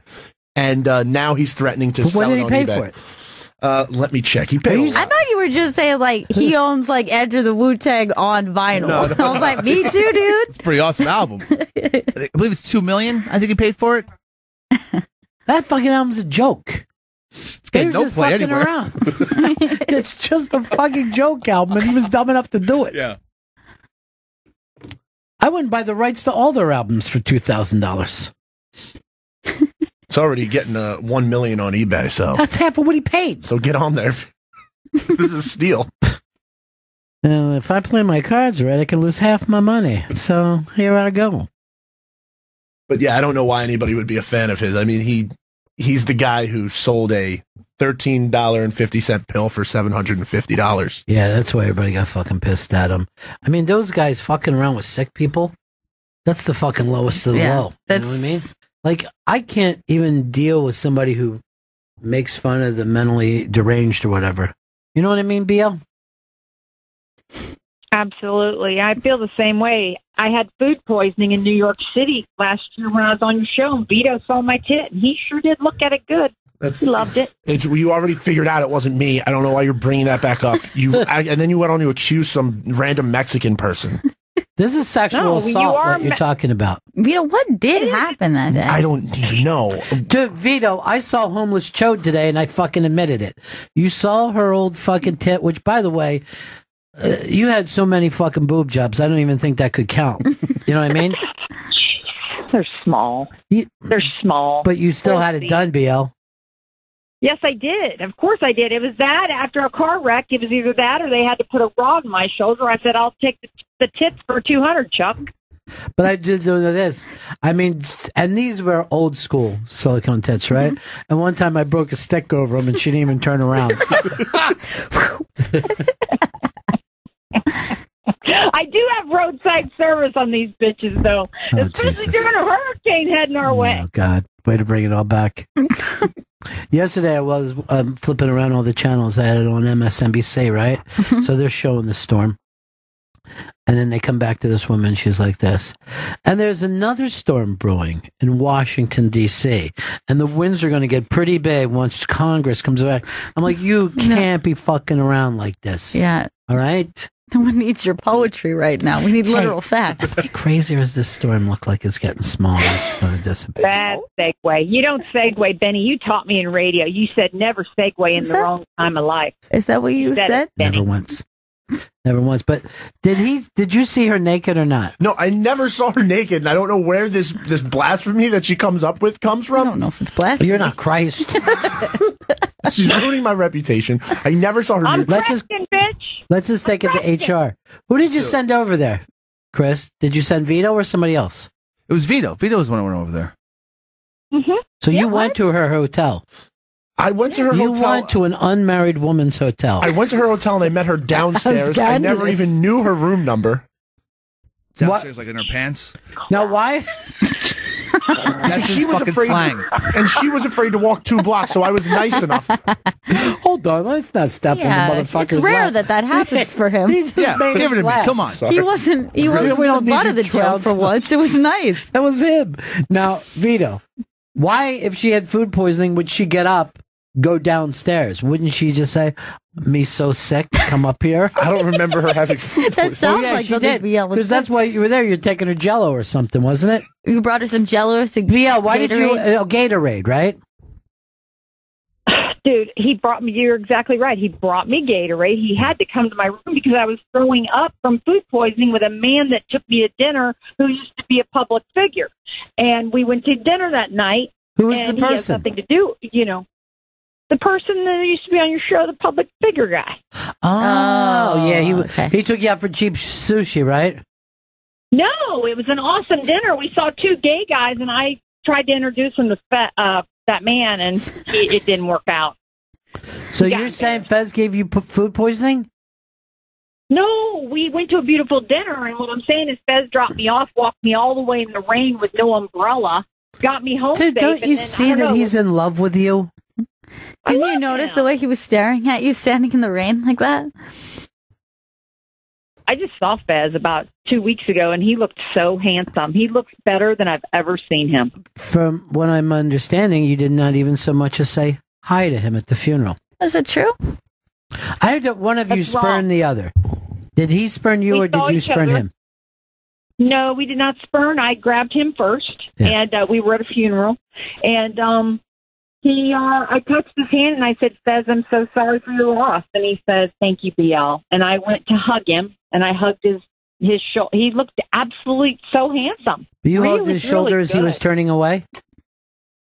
Yeah, he turned to stone while you were gone. I turned to stone. Stop it. I'm just He's trying to figure out fucking have a when conversation. did he Was there- reciprocate your hug? Is what he's asking. Did he hug you back? No, he was. Then why don't you take that social fucking thing, BL?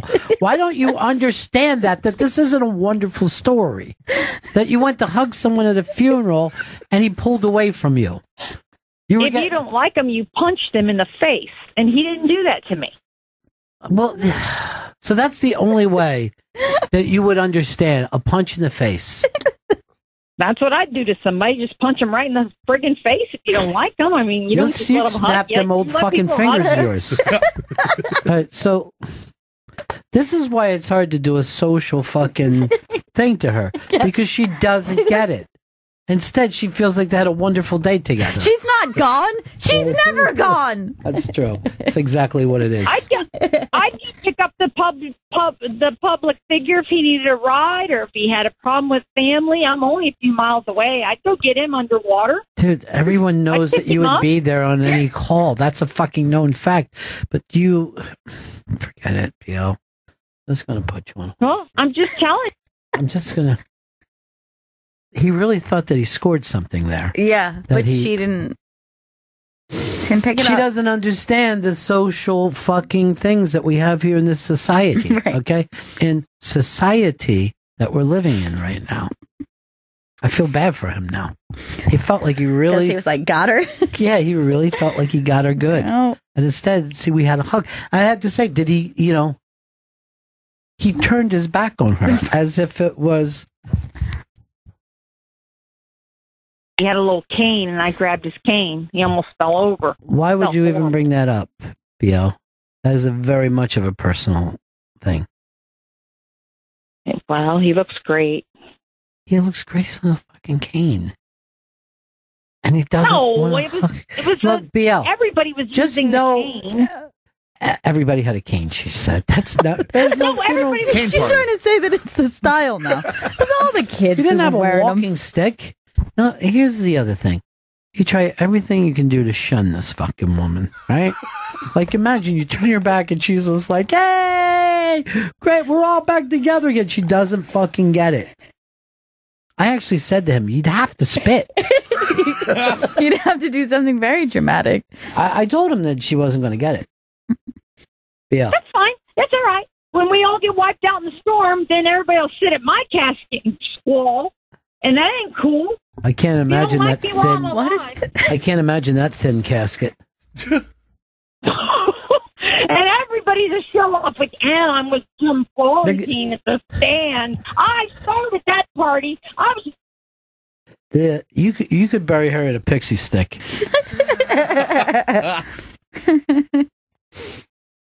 She just doesn't stop. She doesn't get any better. You always think somebody's going to improve, start to get their senses back. But she never had him to lose, man. She never had him to lose. Hey, by the way, Clippity. Yeah. You got fucking trolled by Vito today. He's had all the great stories. He's had all the great put down lines. He did great in here. Yeah. Amazing. It's okay. I accused him of rape, so I think I got him back. I don't want you to get him back. I want you to fucking do good for yourself. Oh, Yeah, okay. it's not about pulling him I want down. you to give us something that we would want to discuss. That's what I'm looking for with Chris Stanley. Also That's didn't what you accuse want? me. She accused me. Yeah, you're right, Vito. No, but I made it very No, you apparent. guys jumped on her You back. did the downstairs thing joke, that which made was us laugh. nice. We all laughed very hard, and then he stepped on your laugh. Yeah, what a piece of garbage. And I was falling backwards. I was enjoing that I joke saw. so much. I was enjoying watching you enjoy. You It know? is really a great feeling, isn't it? Like, I cracked that fucker up. But you got nothing, huh, Chris? All right, here, how about this? All right. The Hollywood producers and executives and directors. This already sounds like something I don't care about. The setup is terrible. The Hollywood producers, directors. What have you? The people of Hollywood, the big wigs. You know? The movers and shakers. The fat cats in Hollywood. Why? This is something. Here's why it's not going to interest me. I can tell it doesn't interest you. This thing is such a general topic. I'm just setting it up. They're bitching. They're saying, all right, so Hollywood had a terrible summer this year. Worst like 15, 16 years. They're blaming. You mean the box office? Box office, yes. Yeah. The summer box office is terrible. Let me guess. They're blaming Trump. They're blaming Rotten Tomatoes is what they're blaming. They're saying Rotten Tomatoes is what's. What are they serving them at the theaters? What are you talking about? The website Rotten Tomatoes giving. Oh, okay. That would make sense. Not actual. We had a bad year at tomatoes. Of course, people aren't going to go out to the movies. All the tomatoes have rotted. So they're saying Rotten Tomatoes is what's making people not go to theaters. And then they're also attacking Rotten Tomatoes, saying that Rotten Tomatoes, like, definition of a critic is too loose. I agree. Yeah. 100%. I don't believe anything that Rotten Tomatoes have to say because they'll act like every fucking Cape movie is awesome. But we've always had critics in this country. In the history, before there was film, there were critics, right? Yeah. So you're not going to get around it. You're not going to get around the fact that there's critics. As a matter of fact, most of the movies that people go to see are the worst movies. So I'm not buying this. I think that they don't have enough interesting, new, fresh stuff for people to go, what the fuck? You know? They're just grasping at. They're just using fucking Rotten Tomatoes as a scapegoat. Well, I think of any kind of blockbusters that ever came out before, right? They were always movies that you're like, holy shit, I never saw anything like this before. You know what I mean?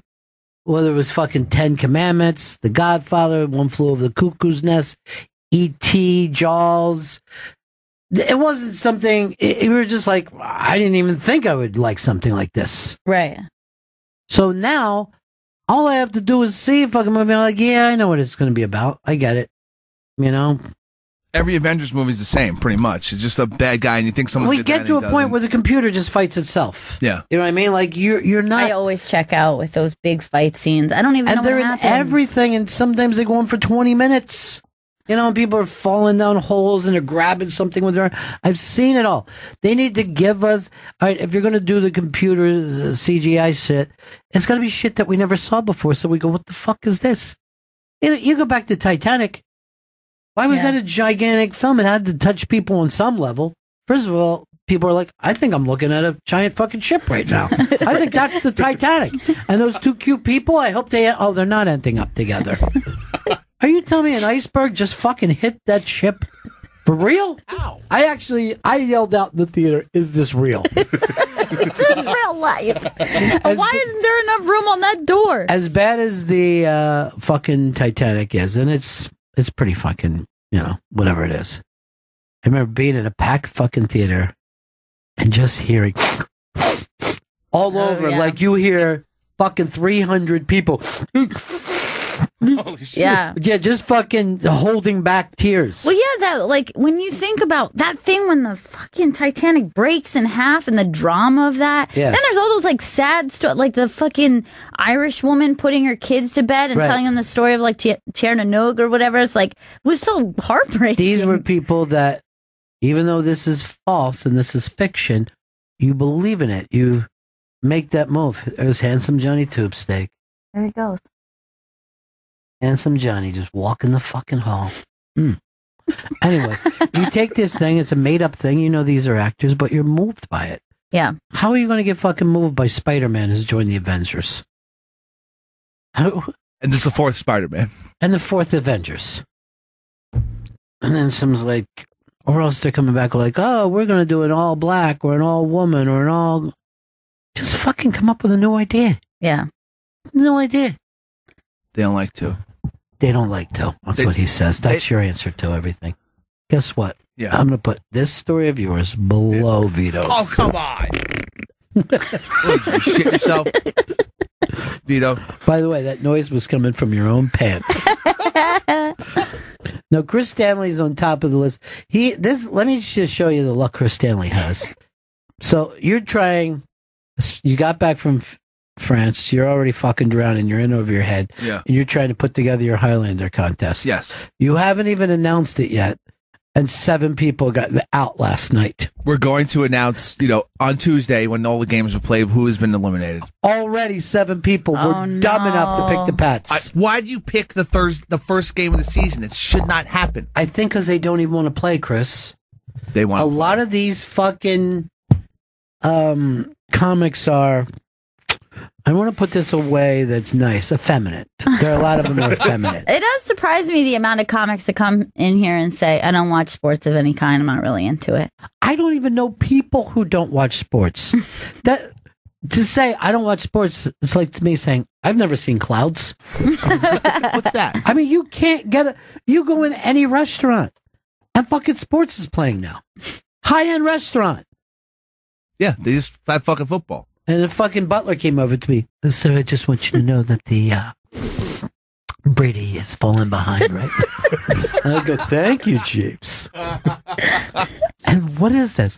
That's called pheasant's nuts, all right. Hope you enjoy them. They're the nuts of a pheasant. Tangy. And quite taboo. But that's what I'm fucking saying, Chris. I'll give out this teaser. One of the former Highlander champions went out last night. Holy shit. We've only had, 3 or 4? 3 champions. One is out. All right, tell us the champions. Joe List, Casey Balsham, Robbie Slovic. I already know. I have a guess. You don't even have to guess. You know it. Deep in your heart. I'm going to write it on paper and you tell me if it's the same as yours. It's exciting. Really? Can I just tell you this, Gail? Think of where people were born. They have a tendency to do this, like without even knowing. I could tell you right now, Big J has bet the Eagles without even knowing. Every season. Every fucking season. Take the Eagles. Hey, what are we doing with our fantasy on FanDuel? Oh, I made us a lineup, and we're inside multiple contests. All right, what is our lineup? All right, this is our lineup for this Sunday. So this is just this just counts for this Sunday's games. Right. At quarterback, we have Tyrod Taylor. They're at home playing the Jets, so I figure Tyrod's gonna have a fucking great game. Okay. Then we have Jordan Howard. He's the running back for the Chicago Bears. Atlanta's playing Chicago. I think Chicago's gonna run the ball. I'm loving what you're doing here. I'm loving what you're doing. Thank you. Because Chicago doesn't have a great quarterback. They're going to be running the ball. Yeah. Then we have DeMarco Murray. By the way, I think Glennon will come into his own, but I know I'm in the minority. Yeah. I know I'm in the minority. He's going to be playing it safe, though. You're correct on that. DeMarco Murray, the running back for Tennessee, they're going to be playing Oakland at home. So they're going to be in Tennessee. And they've said explicitly throughout the preseason, their number one priority is running the ball. So I had to start DeMarco Murray. Next is Martavis Bryant, the number 2 wide receiver on Pittsburgh. They're going to be in Cleveland, and Ben Roethlisberger's light him up, Tom. Exactly. Light him up, Tom. This is also obvious. Thank you. What you're doing right now, I could just see the money rolling in. We're going to make so much money. I know. I'm really excited. And then, I go into the Atlanta-Chicago game again, and I start Julio Jones, number 1 wide receiver last year in the NFL. And he's just unbelievable. He's ridiculous. How did we get all these great players? How are we so genius? It's because we're using the salary cap within so FanDuel. when you play the salary cap, right? Yeah. That's why you just can't go around and take the number 1 in every position. Exactly. Yeah. So this is simple enough for anybody to understand. 100%. There's only one thing that I would have done differently. What's that? I would have taken the entire Philadelphia Eagles team. I just feel like they're going to be number 1 in every category. Oh, well, guess what, Ron? We have Zach Ertz at tight end. Yeah, baby! Yeah. Tight end. He's going to have Jordan Matthews is there this season, so all those targets of Matthews are going to Ertz. Because Wentz and Ertz are tight. That's what I'm hearing from the camp. I'm loving this. Our third wide exciting. Our third wide receiver is Terrell Pryor Sr., who just got traded from the Browns to the Redskins. He has a good rapport with Kirk Cousins, so I figured why not? Oh, because they've They've been practicing a lot in the offseason, and they're looking good. And Terrell Pryor Sr. did very well in Cleveland. I just want to go by this because I was excited to this point. Okay. But you're telling me that your big excitement is two guys have practiced together. I'm worried about this one. Let me give you another fact. All right, look, Terrell Pryor Sr. was a fantastic wide receiver last season with the Browns, and he had 3 different quarterbacks. Now he has Kirk Cousins thrown to him. I mean, and that makes sense. Who goes around calling himself senior? It's weird. Yeah. How many kids does this guy have? All right, I'm very excited about this. And then kicker, we have Matt Bryant, Atlanta's kicker. So we're going heavy on the Atlanta-Chicago game this weekend. But I think this will be a lot of I points believe there. in it because Atlanta's got a lot to prove. Exactly. And you noticed last night, Pats had nothing to prove. And what did they do? Fucking laid down. Laid down. Lay it down. Lay it down. Lay it all down. And then just play Melanie. And I'll know exactly. I'll exactly know that you're talking about the Patriots. And our defense will be the Buffalo Bills. They're playing the Jets, and the Jets neither have a running back nor a quarterback or wide receivers. The Jets aren't even playing this year. They're not a team. So why not put the Bills up? We're going to beat the shit out of them. You know what? If the Jets do anything, they should just say we're playing softball this year. All right, so get in on because I'm so excited now. Yeah, this is now awesome. I suddenly care about the games. And this is my first time doing this. The wait is finally over. NFL season is here. Football is back. That means FanDuel is back. FanDuel is fantasy football for everyday fans. New contests starting every week. No busted seasons. Something for everyone. Lots of contests to choose from starting at just $1. Join with us when you go to FanDuel. It's promo code Bennington. Just pick a contest, choose your team, watch your score real time. Over 2.5 million players have won a cash prize playing fantasy sports on FanDuel. Sign up today. Go to FanDuel.com, click the Join Now button, and use the promo code Bennington. New users get free entry into the NFL Sunday Million Contest with over $1 million in cash prizes.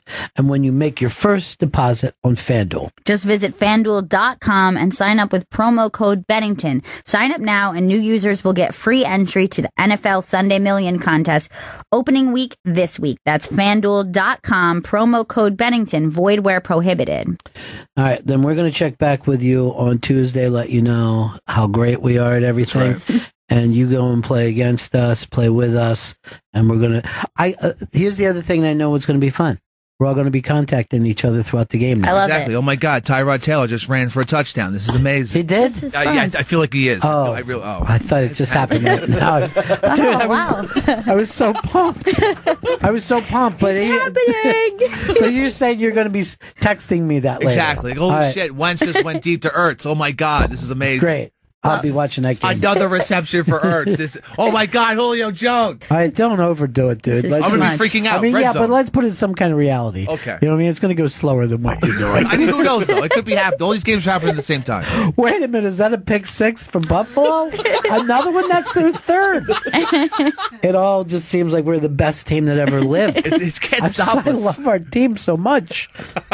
This makes up for the fact that Highlander is really bombing. It's not bombing. Everything's going to come together by Tuesday, rather. Okay. Tuesday. I know we've lost 7 people, but I can't control what people pick. I can't do that. I know we at least be able to announce it first. We never even got a chance to say who picked them yesterday. We wait until Tuesday when everyone's picks are in and chosen. It doesn't happen that way. It definitely does. All right. I know E-Rock would be great in this position. By the way, let's all listen and text each other with E-Rock's last show. Definitely. Tomorrow night, 6:00. On a Faction Talk 103. 6:00. 6 p.m. E-Rock's last show here on Sirius XM. And he says he is going out yelling names. Blazing. Guns blazing. Guns are blazing. Wow. Shots are fired. It's going to be dramatic. Yeah. We're right back. It's your show, Bennington. Bennington is back. We're riding the storm out. Up on the iBang. Have you guys seen this this thing with Kid Rock at his last concert does a full call out of the KKK, and I believe he says Nazis, bigots, and the KKK. It's fucking hilarious. He's great. Future senator. He has a big problem with the Bloods and the Crips and the KKK. I think you have to remind me that Black Lives Matter. Nazis Nazis, fucking bigots. And now again the KKK says, screw all you assholes, stay the fuck away. It's no secret we're divided, and we all should take Wait, go ahead and hit it. blame. We should be ashamed that we all seem scared to call him by his name. So please, Almighty Jesus, if you're looking down tonight, please guide us with your wisdom and give us strength to fight the tyrant evils that lurk here and abroad, and remind us all we are still just one nation under God. He's good. This is pretty exciting. Now let's get down to brass tacks before I hit you with this phone. Just did like a DX chop there. I did it right. Hillary Clinton lost, not PC. Oh, that was the end of it? Yeah. That was great. It's hilarious. Nice, got my vote. Future senator. I like that he included the photo of Jesus just in case you forgot who Jesus was. Well, it's not a photo, really, but yeah. It's an artist rendering. Oh, I thought that was a studio shot. The storm is out there brewing, heading towards Florida. They told everybody to get out. And our good buddy Mike Panzica is on the phone right now. Very, very funny comedian in Florida. Let's go to Mike. Mike, what's up, buddy? What's happening, Ronnie? What's going on, brother? Are you going to hunker down or get out of town? What are you going to do? I'm not leaving, man. I'm staying here. Irma's just like that chick that you know is coming over that's going to cause trouble, but you just got to wait and see what happens. You know Oh, what I'm saying? Jesus Christ. If that was true, your life would be great. You know what I mean? If that philosophy worked at all. So you're not concerned, or you're just like, it's not worth it to leave? Well, I'm concerned, but I don't. They keep saying leave. Yeah. Where are we supposed to go? I-95? I'd rather be in my condo than in my car on 95. Yeah, that's true, man. You know, I'm on the 5th floor. It's evacuation on the other side of Federal. I'm on this side of Federal, so I should be okay. Have you ever were you in Andrew? I drove into Andrew from where I was in Arizona, marketing a treatment center out there with my buddy. He had a wife and kids. He wanted to get home. So we flew into Orlando and drove into West Palm. And the only thing that happened was we got judged. So he got home to his kids. I was in Deerfield, and nothing happened. I woke up, and AT&T called my phone and wanted to know if I wanted to switch companies. That's about the only thing that happened. Well, I mean, it's always great if you don't take the full brunt, but it's still a spooky thing, man. Especially like it's days to get there. You know what I mean? It's just like impending doom. It's the waiting around that drives me crazy. And what's going to really suck is the afterwards. I mean, the flooding and the no electricity and the craziness. But if I thought I was in danger, I would move. But where are you going to go? This thing's going to cover the whole state, you know? Do you know? Remember when the whole grid went down on the Northeast and we were like 24 hours without stuff? Yeah. I'm not even making this up. I'm living in D.C. at the time. I tried to flick the lights on like 80 times. I would just hit the lights without even thinking about it. Tried to turn on the TV. And finally, I couldn't take the silence anymore. And then when it all came back on, I'm like, this is weird too. Just the buzz of it all. Everything's it's just gone up your spine. Ew. Well, dude, man, it's you know, I wish you the best. I hope you're doing the right thing. But most of your friends and family staying? My family's in Cincinnati, which I was just up there, and everyone's like, "Oh, you should stay up here." I'm like, I gotta come down here. My roommate's in New York right now, so he's good. So I'm holding down the fort. I think it's going to be okay. Most of the people get hurt after the storm when they try to fix stuff. Right. Yeah, the really smart thing is just sit around and wait. Well, you know, one of the things is as far as repairs go, is that now that we have this thing in Texas, which we've already forgotten, there's only so many kind of guys that are skilled enough to do the electrical work and carpentry. Oh, yeah, that's true. We have like a lack of those. So they're going to be stretched thin. They're going to be coming from all over, which means other areas around the country are going to be thin. Yeah. God, that's weird. I didn't even think about that. We have like less people with that kind of skill set. Right. It's like a bar fight, and you're running out of friends to fight for you. Yeah, that's exactly what it is. All right, Mike, I'm going to check back with you on Monday. All right, buddy? All right, Ronnie. I'll stay in touch. I'll send you guys some pictures. All right, we wish you the best. Take care. Thank Mike you, Panzica. All his dates go to michaelpanzica.com. We'll tweet that out, michaelpanzica.com. Very, very funny guy.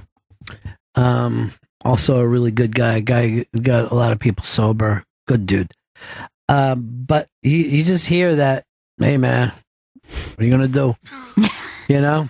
That's a Florida thing. Yeah, I mean, I had it too. seems like most people Yeah. down there are kind of in that. Look, there's a price to pay for wherever you live. You know what I mean? There's going to be tornadoes. There's going to be blizzards. There's going to be hurricanes. There's going to be. We had a major earthquake in Mexico yesterday, which they think could cause a tsunami somewhere. I don't know where. Philippines. Where? Philippines? Yeah. Terrible.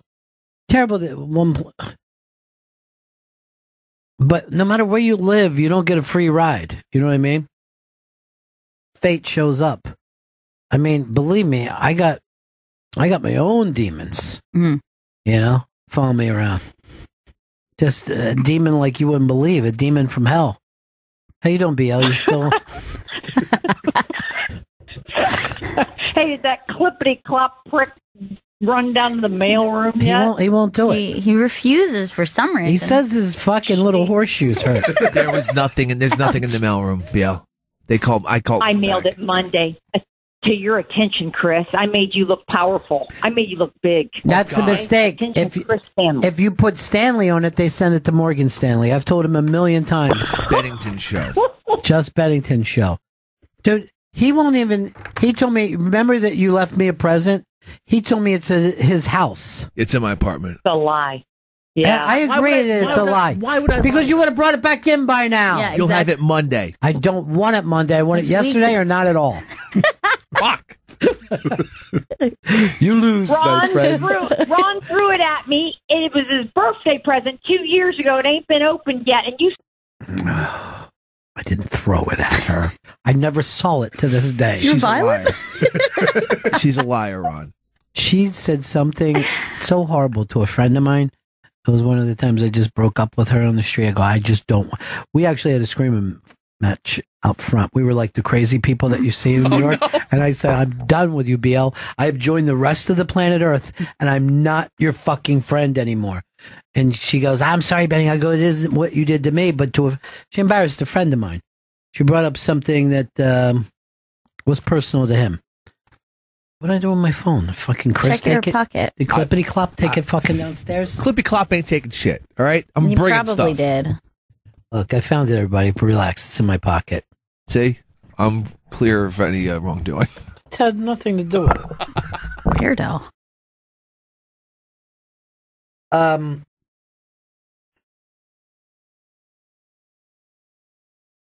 Let me go over here to Charlie. Charlie, what's up? Ronnie B. Charlie, how you doing? what's happening with you, dude? Hey, man, I live in Atlanta. It's ridiculous, man. There's like millions of people on the roads here. You can't move. The interstates are clogged. It's crazy. And you guys are even worrying about the storm there in Atlanta, right? Yeah, it's supposed to hit us Monday morning.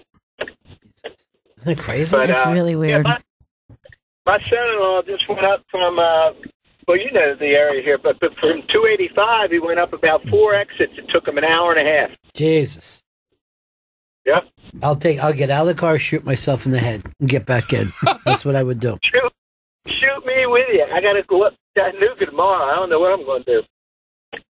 All right. Chattaboogie. Talk to you later, man. What was the hurricane we were trying to dodge when we drove up to Helen, Georgia? I think it was like something that didn't hit, or it was? That was Andrew. That was Andrew? Yeah.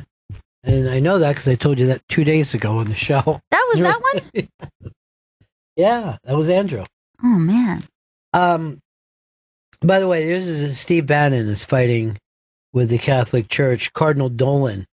And he said the reason why the church is for dreamers, right, is that they need illegal Hispanics or else they don't have a church. They're the only people coming up. And Dolan's ripping them. Steve Bannon is right about this. Yeah. If you take the Hispanics out of the Catholic Church, and it almost vanishes in the United States. Well, yeah. I mean, whenever they say that thing like the Catholic Church is still growing or still has big numbers in the U.S., that's really what they're talking about is the growing. Not this Pope, but the last one, the evil Pope, right? He was going right past my house up to Central Park, right? And I go, I'm going to go take a look at the Pope, right? I go, I don't know whether it's going to be too crowded, but the Pope is going to go by in the Pope Mobile, and I'd never seen it before. Now I've seen a fucking Pope in a Pope Mobile and another one in a Fiat driving past my house. So I walk up, and everybody's out celebrating the Pope is going to drive down the street. No Polish, no Irish, no Italians. 100% Hispanic. Yep. Now, I remember when the Pope came to Philly when I was a kid. Oh, the Italians were out, the Polish were out, the Irish were out. Everybody wanted to see the Pope. Those people just aren't part of the Catholic life anymore. But the Hispanics are down by law, 100%. So, Dolan knows it, too. I ain't saying it. I'm not even saying it's a bad thing. Right. But Dolan should say, yeah, these are our people. Right. Instead of like, I don't know what the fuck you're talking This about. is bull. We got a lot of people. Why not embrace it? Well, then they get rid of his Irish ass. You know what I mean? Like, seriously, do we need an Irish fucking Monsignor? Well, I shouldn't say. He works here, too. I shouldn't say anything. I'm just going to let it go. I'm trying to ban him, worked here. This is two fucking guys that have had shows here at Sirius XM. We have our finger on the pulse here. I've been doing my best to set up a debate. Most of it focusing around donkey sauce. And one of the debaters on the line right now, Hard Rock Johnny. Johnny. Bennington, Clippity Clop, what's going on? Yeah. What's up, Clips? Clippity's here. Clips in the house. I hate when he embraces a nickname. It ruins it. It stops being fun. You just take the fun out of it. He was mad 5 minutes ago. Now he says clips in the house. By the way, that's why we're not yelling boom. Because you tried to take it over. Just started screaming. That we can have fun. You know what I mean? We need you down for us to be up. It's like a Poochie situation.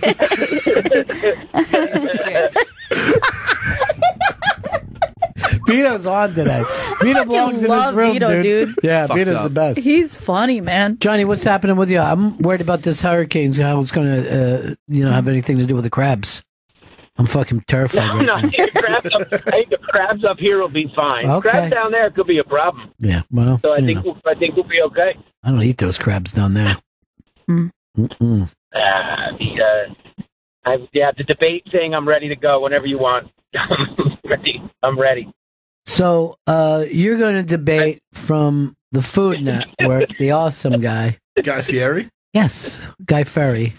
By the way, did you go and look that up? I did. Yeah. Guy Ferry. It is Guy Ferry. Ferry.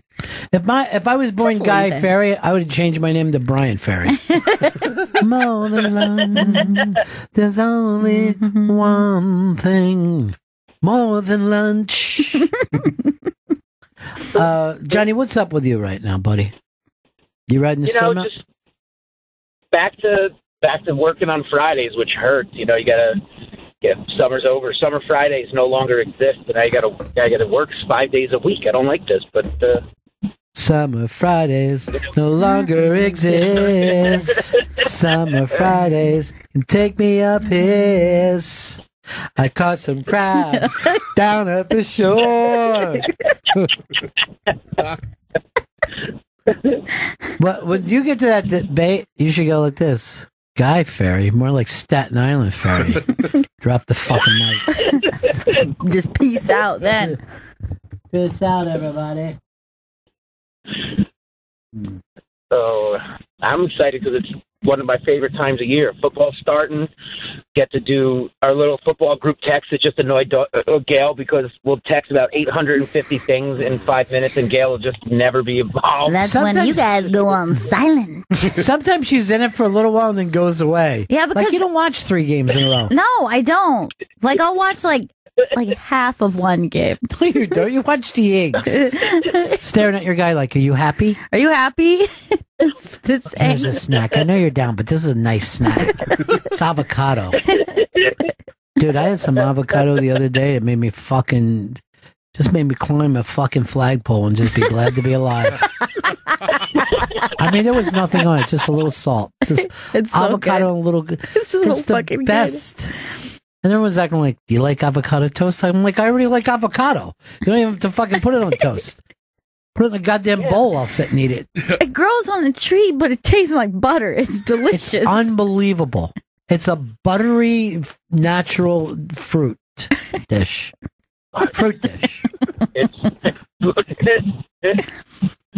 Put a little donkey sauce on that. You got a meal.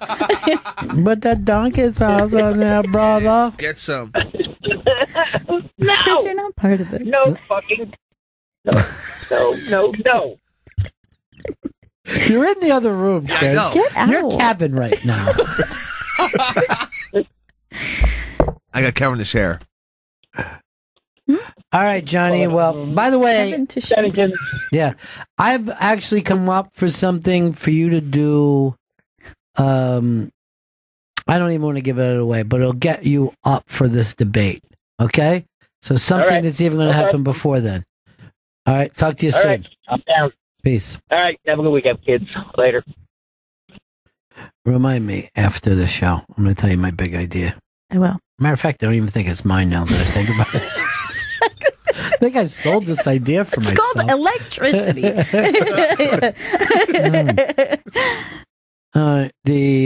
By the way, the Florida governor is my favorite, and I love that he wears a Navy hat.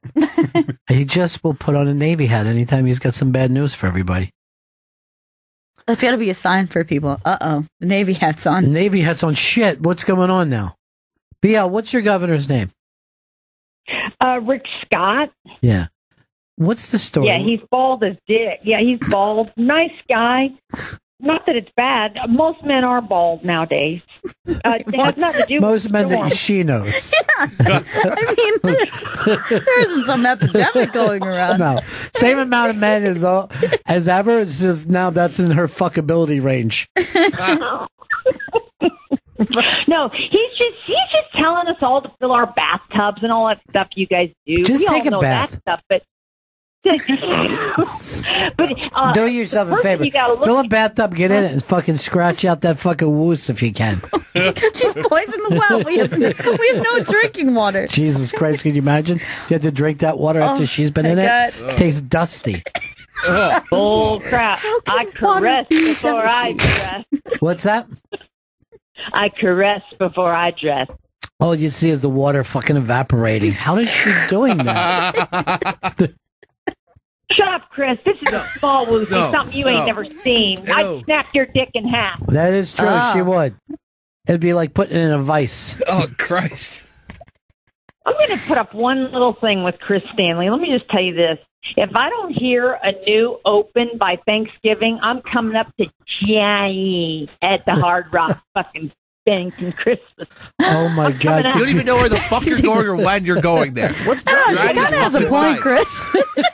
They don't sit on that marquee. You better have that open by Thanksgiving, or I'm coming up to the Bennington. He's got to have it by Labor Day. I'm going to be fucking turkey. You know what? He's off of it. This is a straight veto job. Vito, I'm going to be talking to you about it. I'm going to send you away to camp for 3 weeks, bring you back, and then we'll go over it. Okay. All right, BL, I'm going to let you go, honey. Best of luck to you. I hope you don't Can I give a song? Give a what? A song? I wrote you guys a song in case I don't ever see you again after the storm. All right, go ahead. It's just only a few sentences long, okay? Go. Angel came down from heaven today. She stayed with me long enough to rescue me. I got to say goodbye to the Bennings today. BL was off into the deep blue sea. Bye. BL, you're cracking up a little bit. Could you sing that again? Here, call her back. She wasn't cracking up. I just want to make her force her into it. She isn't sobbing. Do you feel bad now, Vito? I saw your face. You look somewhere between appalled and sad. I don't know what I just heard. I just heard Deep Blue Sea at the end, and that got really... That was her being washed out to sea. Mm-hmm. She's really concerned she's going to die. We got her back, Chris?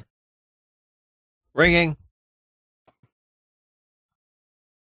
That should be my phone thing now. Ringing. Ringing. Remember Ringing. when everybody used to make a big deal about that? Like Your ringtone? Yeah, your ringbacks? ringtone. Yeah.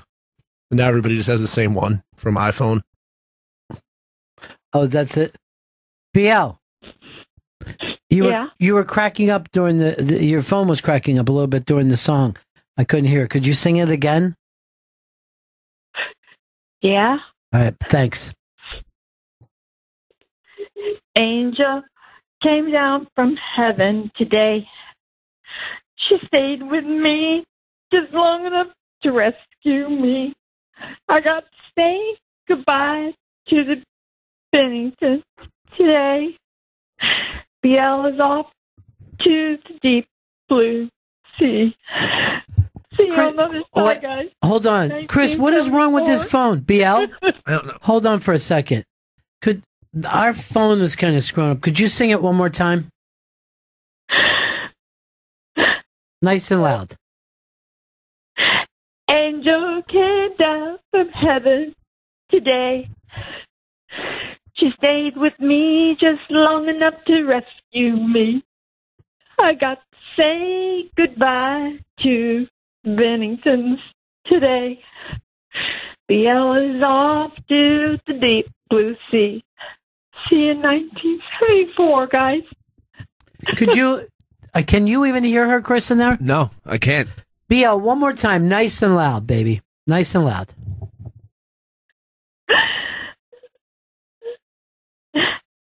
Angel came down from heaven today. She stayed with me just long enough to rescue me. I got to say goodbye to the Benningtons today. BL is off into the deep blue sea. BL? It's fucking crazy here. BL. Nice and loud, honey. Yeah, Ron. As loud as you can. Sing it nice and loud. Angel came down from heaven today. She stayed with me just long enough to rescue me. I got to say goodbye to the Benningtons today.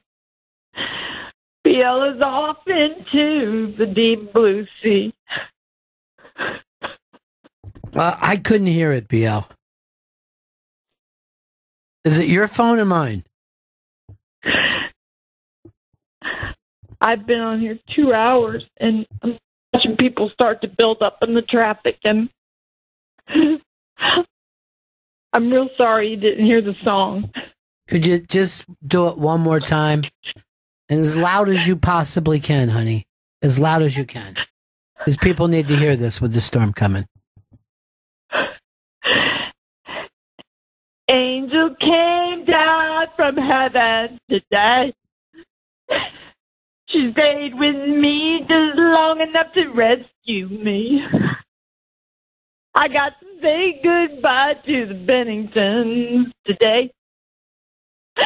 And now BL is off into the blue sea. Angel. I guess we'll never hear it, BL.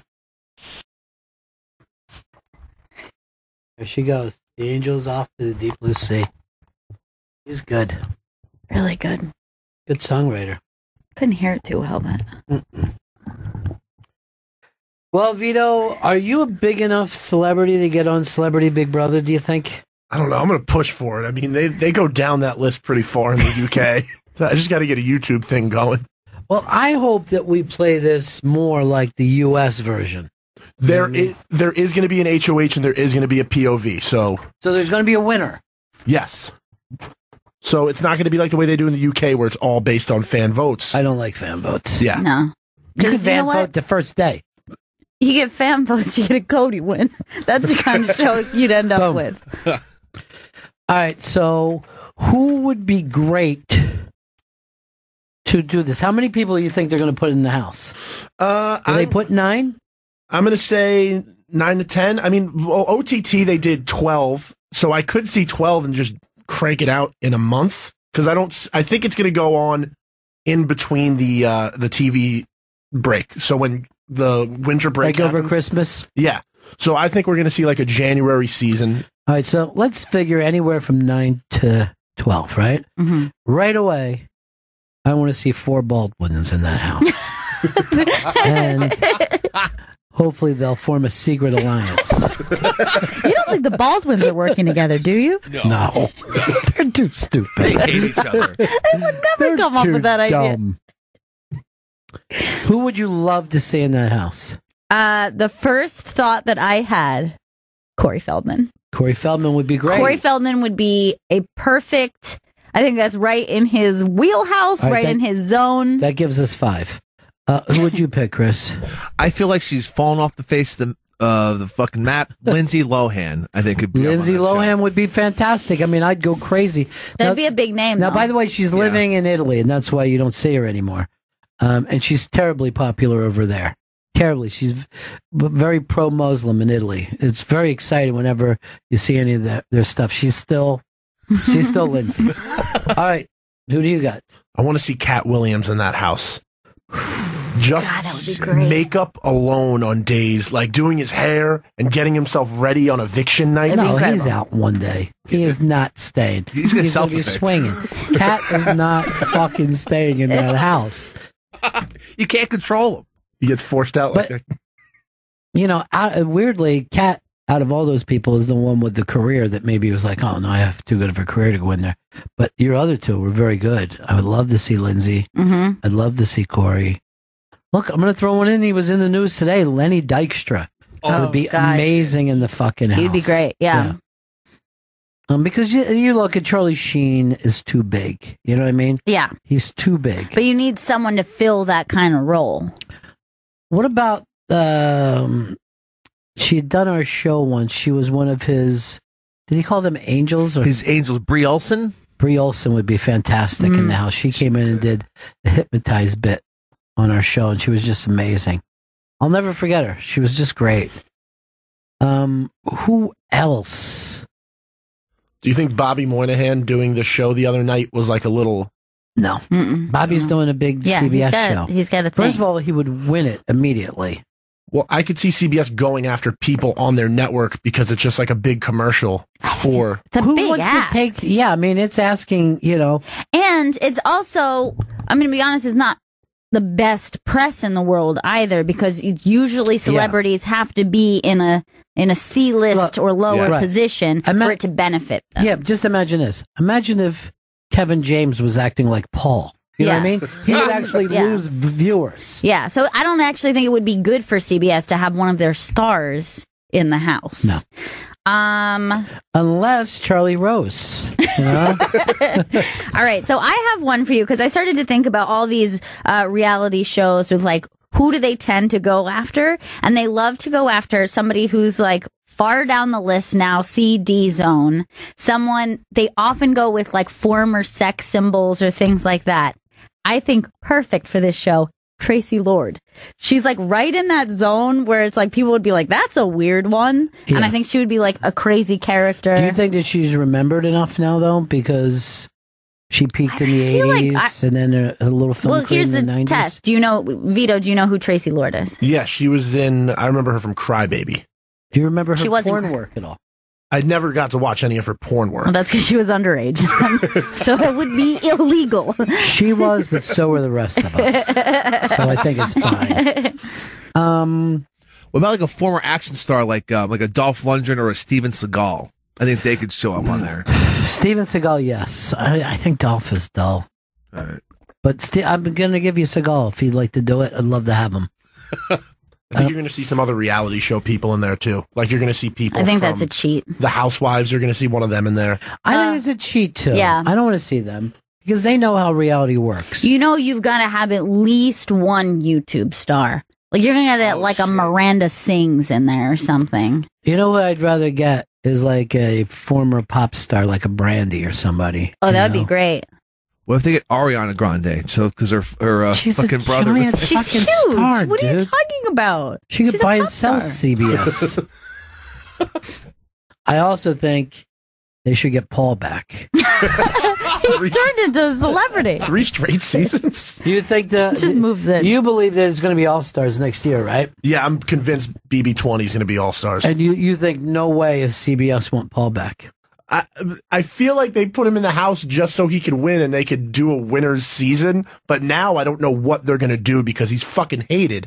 But if he goes into the house A hated, big then reason why villain. he's hated is thanks to them.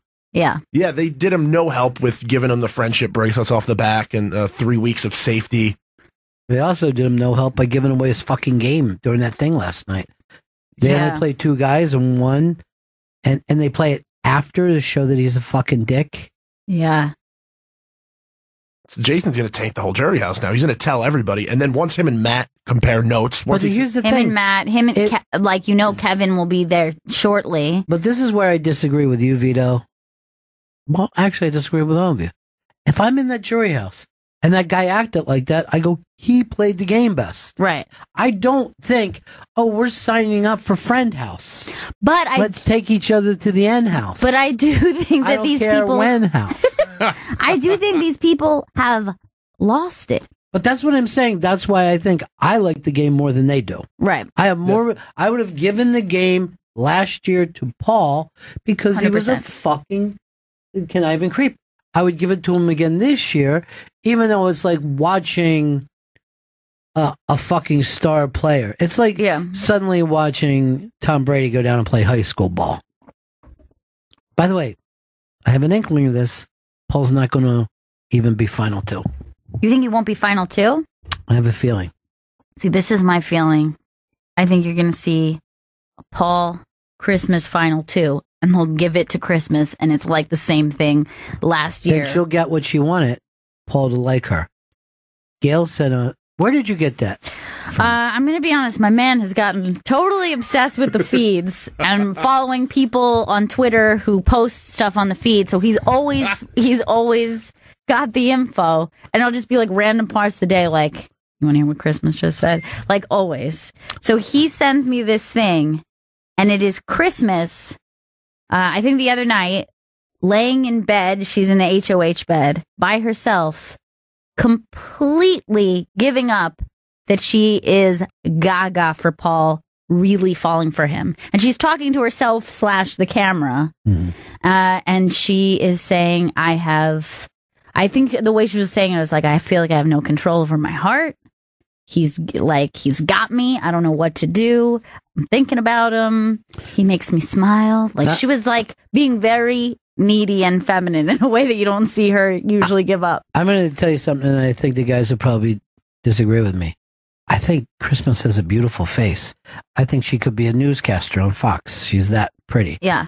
I don't go for the tatted down thing. That's just my own personal thing. I know the youngsters like it. I like it. But see, I think she's got too pretty of a face to be a sleeve girl. I want you to look emo. You know what I mean? I want you to look punk. I just don't want you to look like a nice weather lady and then just have fucking sleeves down. And her whole kick-ass stuff I'd never fell for. Yeah. But now that she's busted up a little bit, the foot needs to be iced down constantly. By the way, I don't know if you're picking up on this, but over the summer, she's gotten more and more feminine looking because she couldn't do her regular. So she's a little bustier. Her face looks a little softer. She's starting to get more feminine looking. Last her night belly she was said- less hard looking. On the pop TV in the middle of the night, I taped it and watched it when I got up. She's saying, I need to carb up. And then she looks at the TV and she goes, please don't listen to me at home. But this is just something I'm going through now. I need to make a carb. And I know I'm supposed to be a trainer. So, yeah, I think, I think, by the way, I'll say this, and I think that you guys probably disagree with me. Josh is one of my favorite characters of all time. I fucking love him. Not only does he have massive breakdowns, but when he's happy, he's baby happy. Yeah. He actually jumps with joy the way you could only make a cartoon do, but he is an adult man and he gets like, yay, and starts to leap. I think he's hilarious. He's been one of the most fun people to watch this entire time. I adore him. I think he drives people nuts. Right. And that's because we don't have to deal with him and his fucking pots and pans. But I think he's hilarious. He's hilarious, and he's stolen the fucking... When I said earlier, they're trying to get him to steal the season, and now I believe he has. And Kevin, on the other hand, they have beat that guy down so much that I can't even enjoy looking at him. No, it's depressing. He got dressed and undressed 3 times last night. It was so depressing. It was... And any other season, he'd have made a couple of pals. He'd be on one side of the house competing against the other, and we'd love him. Yeah. I loved them all through the beginning of the season, but they've yelled at him so much and said, "Don't come in here, and you smell like an old man." Just being fucking mean. Chris, I don't know how you can laugh at that. Well, the old man smell. Well, like the thing maybe because your parents did not live, that's funny to you. Never got to experience it. Dude, parents and grandparents. Alex, who's just fucking brutal to that dude. And then Paul, who, when Kevin started to say, look, I'm freaking out a little bit. This is why I told Jason. Paul got him in the other room and he's like, don't talk anymore. Just stay in here and don't talk to anyone. And I was like, this is like really creepy intimidation. And he was trying to be like, I'm your friend, but stay in here. He told him to stay in his room and not speak to anyone. This is why I don't understand Christmas falling in love with this tiny little, I'm going to call him a Cossack. I don't know what else. That's about right. He seems like you would see him come in at the night, with the beard going and just fucking just swinging and grabbing children and taking them out of the Jewish encampment. The shit he did last night was so fake when Raven was getting evicted, and he goes, terrible. Raven, don't forget your green wristband, Raven, because she wears it for gastroparesis. And he was just... First of all, she can't even say the name of it, and she's done zero to promote that fucking disease. And I'm like, by the way, I don't need to promote it. I'm against it. I hate that disease. I do. I despise it. She turned a lot of... If you go on like the... Oh, I do. I go everywhere for it. I gotta check it out. And her name is the first to come up every time. It's just people being like, fuck Raven and that fake disease she made up. And it's like, she probably has it. Like, she does have it. There's a fucking box inside her belly. Yeah. I mean... It is there. But the thing is, she just came out of that somersault or whatever. What's that thing called? Is a cartwheel? Yeah. It was unbelievable. Was there anything funnier than her running out of the house like, into somersault and smiling? Yeah, like she's a crazy person. That's somebody whose mom has forced her to... I like that she threw Kevin under the bus. She was like, that Kevin guy's been playing a shitty game all season. And Julie goes, where's your game been? You don't understand. We like Kevin, not you and your ugly boyfriend. I bring Jen in. I want everybody to say who they want to win this year. Not even who they think. Okay, just one. Win. Just personal. Yeah, just personal wants. Got it. And we're going to do Want and Think. That's the name of this new game. I just invented it this second. It's called Want and Think. Want and Think. Want and Think. Want and Think. A blue angel came down for Want and Think. It took me all out to sea. She honestly thinks that an angel's going to take her to fucking heaven. I don't think it's going to. If an angel takes you to heaven, then heaven doesn't work. Okay? You're a fucking dreamer in heaven, BL. You've gotten there illegally. Do you guys want the pictures up of the remaining house guests? Yeah, I guess I do. Just a heads up that who was the HOH is going to be on this picture. So if you don't want to see it, I know it. I told you about what's going on in my house these days. It's full time. That person won HOH. Oh, that person's doing good. Chris, Want and Think. Want and Think. Want Paul, Think Christmas. Wow, Jen. I want Christmas. I think Alex. Ooh, I'm intrigued by yours. Yeah. I don't know how she gets out of this week. I guess with a veto win. Yeah. Want Josh. Think Christmas. Well, and veto. Really want Kevin, but I think Paul. Okay, and I want Kevin, and I think Kevin.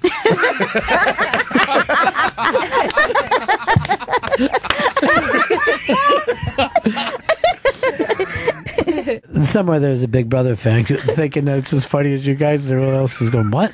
Why is that funny? He just said the name Kevin. First of all, Julie, thank you for being a great and gracious host this year. I know. I wanted to be like, he's a gracious host, like this is her real house. Did you notice that there was just like a weird Hispanic name in the name of all of his kids? Yeah. It was like, I want to thank my kids, Mickey, Joey, Hernando. And then he says right back down and he goes into that. Really, thank you again for being a gracious host this season. I want to say hi to everybody in Boston. You're the best. And then he said to his family, I'll come home and we'll all go out to dinner. I loved that. We'll go out to dinner. It's so cute. Yeah. Also, I like anytime he's like, Julie, you have a good evening. Yeah. Any other season, we would have gotten the visit home to his family. And I know. It really frustrates me, too. Those are the best. Because then you see people are loved. Yeah. You know what I mean? Like, people like that you think are terrible. You're like, oh, well, they're loved, you know? Yeah, the only time we got that was Jason's wife. I saw this once on the fucking Pop TV thing. Vito, I want you to just tell I'm going to be Kevin, right? And you're Jason. And I'm going to be Kevin, and you just tell me a story about a woman in your neighborhood. Well, there's a woman in my neighborhood that's just Is she a nice woman? Is she nice? Yeah, 100%. Just say stuff like that. Is she a nice person? He's along with. He just want like, what are you going to be friends with her sometime? He just want to keep making friends. She nice girl. Good. Go ahead with your story. Sounded really fascinating. What was the other night? He said that Kevin tells a bunch of stories in there. Bobby Moynihan was telling it. Is that on the feeds? He'll randomly tell stories about his life. Like he talked about how his family lost all of their money and he like had to change his house. He was telling that to Jason, and then like at the beginning of the season he was just a storyteller who everybody just liked to hang out with. Yeah, and now he's turned into the enemy who hasn't won a single competition. Let me tell you, I would blame it on Alex, and I do. But Paul put that in her ear. And he even put it in fucking Jason's ear. Yeah. Fuck Jason. You know, and him acting like, hey, you were originally friends with fucking Kevin, right? And then you didn't give a shit at all anymore. So I don't care whether you got fucking voted out. You're stupid enough to fucking believe Paul. And that, by the way, that doesn't make him counterfeit. It makes him playing Big Brother. Yeah. That's very true. And he did the same thing to Kevin. I mean, he was like pretty open about the idea that he was like, fuck Kevin, just like save myself. Like if he wasn't even feeling bad about it. If we were playing some fucking parlor game or something where you have to fucking sneak something in someone's pocket, that means that they're out, right? Mm-hmm. I wouldn't turn around and go, I thought we were fucking friends. And then I'd be like, oh, you got me in the parlor game, right? That's all this is. Yeah. It's a fucking game.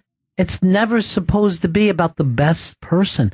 And we're 19 seasons in, and they still think a best person is supposed to win, a kind person, a person that needs the money. That's not the point of the game. Yeah. It's why they don't put a bunch of people in need. You know what I mean? Like they put a bunch of people who want 15 minutes. Like they put people who are like A-type personalities who are probably just want to be on a reality show. It's not a charity event where they go, this guy lost his house. Tell that to Raven. She's the only one who doesn't realize that. She fucking swallowed an old AM/FM transistor radio that's in her stomach. You had a season full of people calling it a team game. Like, everybody kept saying, I don't want to let my team down. And Jason even said, I was doing what was best for my team on his way out. And it's not a fucking team game. There's one winner at the end. First of all, normally when you're playing a team, it's a real fucking team. Our team against... They never once did us 5 against those 4. Never. No. Yeah. And also, they aren't teams, they're alliances. Alliances are like, you benefit, I benefit, until a certain point. Like, that's really the point of an alliance. Yeah. Like, there's one winner, but they're like, I'll align with you because we are both going to get out some targets that are bad for both of us. That's all that ever is. And I think it was you, Ron, maybe you had said, like, I feel like people should think more like doing week-by-week alliances. Yeah. And then, like, if you just come into the game and you're like, hey, this is me, I make deals per week. Nobody gets your feelings hurt. Every week I'm going to think about what's best for me, and we'll talk about if our needs are the same next week. Right.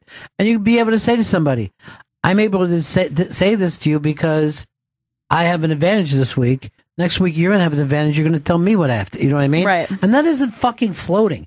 If this word floater makes me sick, because fucking Paul has done nothing but float, and everyone acts like, he's the evil puppeteer. To not float is to be the person that it's like, it's me and you no matter what, I dig my heels in. And like, it doesn't really work that way. All right, by the way, Phantom Rainbow says that a preachy wrestler like Shawn Michaels would be good on this show. Oh, I would definitely enjoy. I'd watch the shit out of Shawn Michaels on it. Do you think a Fox News correspondent, like one of the blonde girls, would be good on this? No, Never. they have a Your job. career's over. It's a if you full-time do that. job. Cajun Jack, I guess, was talking about BL Stop, I think, enabling this nonsense. I think he's talking about that. Or maybe he's talking about himself. Maybe we enable him. I don't know. He'd have to specify. What about the kid from 2.5 Men that went crazy and wanted off the show? You think he'd be good on there? Well, he already didn't even want to be on 2.5 Men, where he was getting 150 G's a week. Maybe he's competitive, though. Okay, you got too bad. me. If you can get him, yeah. It's too bad Cash Me Outside girl's underage, because that's the exact type of personality you want. You want at least one nut like that. Not going to last. Not going to last in that house. She'd be swinging, and they'd have to take her out. She couldn't cash anyone outside unless they got evicted. There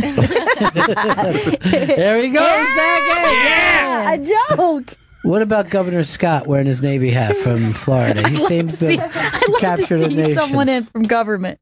By the way, Josh lives in Miami. Yeah. And they haven't fucking told him. And we had 2 people from Texas, and no one fucking brought it up to them. I cannot believe, I didn't even think of that, and Vito texted me that last night. I'm like, holy shit, his whole family is there. Plus, he probably has people in Cuba, too. That's racist. No, he's Cuban. Stop your racism. What's racist about it? Well, the racist is judging people by their ethnic backgrounds. Chris is going to send his in to see what he is. You're sending your DNA out? Yeah, send that DNA out today. Few weeks, we'll know what I am. Few weeks. It should be interesting. You have no family history at all. None whatsoever. Wouldn't it be great if you were Trinidad? Oh, it'd be amazing. Oh, my God. Me and Jen could be siblings. That's sick, dude. Why is that sick? Because the way you feel about her. What's wrong with that? We could be siblings. We could be siblings. I remember on season 2, somebody's had family that died in 9/11. Yeah. Yeah, and then they told them. They told her when they found out they couldn't find the person's body. They weren't gonna. Apparently they weren't gonna tell them about the attack, and then they found out she had a relative that the body wasn't found. They told her, and then the house found out through her. And they're probably like, "What? How would that happen?" You know what I mean? Yeah. Like I saw it with my own eyes, and I couldn't believe it. Could you imagine just hearing somebody comes in to tell you, "Hey, these guys from the Middle East, they flew into." You're like, "What? Those giant buildings? You're drunk. Go have another fucking drink, you alcoholic." That's what I'd say. Because I'm leaving this diary room. Diary room, more like diarrhea room through all the shit I'm hearing. Tonight, I'm at the Stand, and tomorrow night. With Jim Florentine, Derek Gaines, Ben Bailey, Sherrod Small, Bonnie McFarlane, and more. Go to thestandnyc.com for tickets. And Saturday night, Bonnie McFarlane, Mark Normand, Marina Franklin, Monroe Martin, and again Ben Bailey and Ron Bennington. Great shows. Thanks. Yeah, I'm gonna host these shows for the next 2 days. Looking forward to it. It's such a fun room. I love the Stand. We should just tweet out, "Love being at the Stand," you tweeters. Love it. I don't know whether you guys do anything besides Twitter, but Stand's fun. Anything else we need to promote? We're going to have a new episode of Big Brothers up today. We just did it now. Just take this. I'm down with that. This has been our guest, Ron Bennington and Gail Bennington. Thanks for coming on the show, guys. Thanks for mentioning Jen. And Jen, all from the Bennington Show on Sirius XM, Raw Dog Channel 99, noon to 3. This has been Big Brothers. You don't normally wrap it up. You really want to do it, right? You want to do your show. I want to do my show, but see, next season when Adam's in, we're not going to try to do that show like that. Shit, son. Shit, son. Let's also promote our buddy E-Rock's last show. That's tomorrow night. That's tomorrow night at 6 p.m. on Faction Talk 103. His guests will be Taylor Kitsch and Dylan O'Brien from the movie American Assassin. That's E-Rock's last show, Saturday, tomorrow night, 6 p.m. And I know everybody, I've said this before about Bobby and Voss, because people like to, think that everybody's radio persona is who they are. But E-Rock, really one of the great, great guys, and pleasure to know him. Yeah. And I just have a sneaking feeling we're going to get together with him again someday. It's a very weird feeling, but he's one of the best people in this business. And we wish him all the best. We know he's going to be successful. All right, folks, everybody in Florida and the Southeast, we will be thinking about you. We have so many family and friends there, so please be safe and peace, and we'll see you again in 1974. Ladies and gentlemen, the evening is over. We hope you all enjoyed yourselves, and we'll see you all again in 1974. Good evening!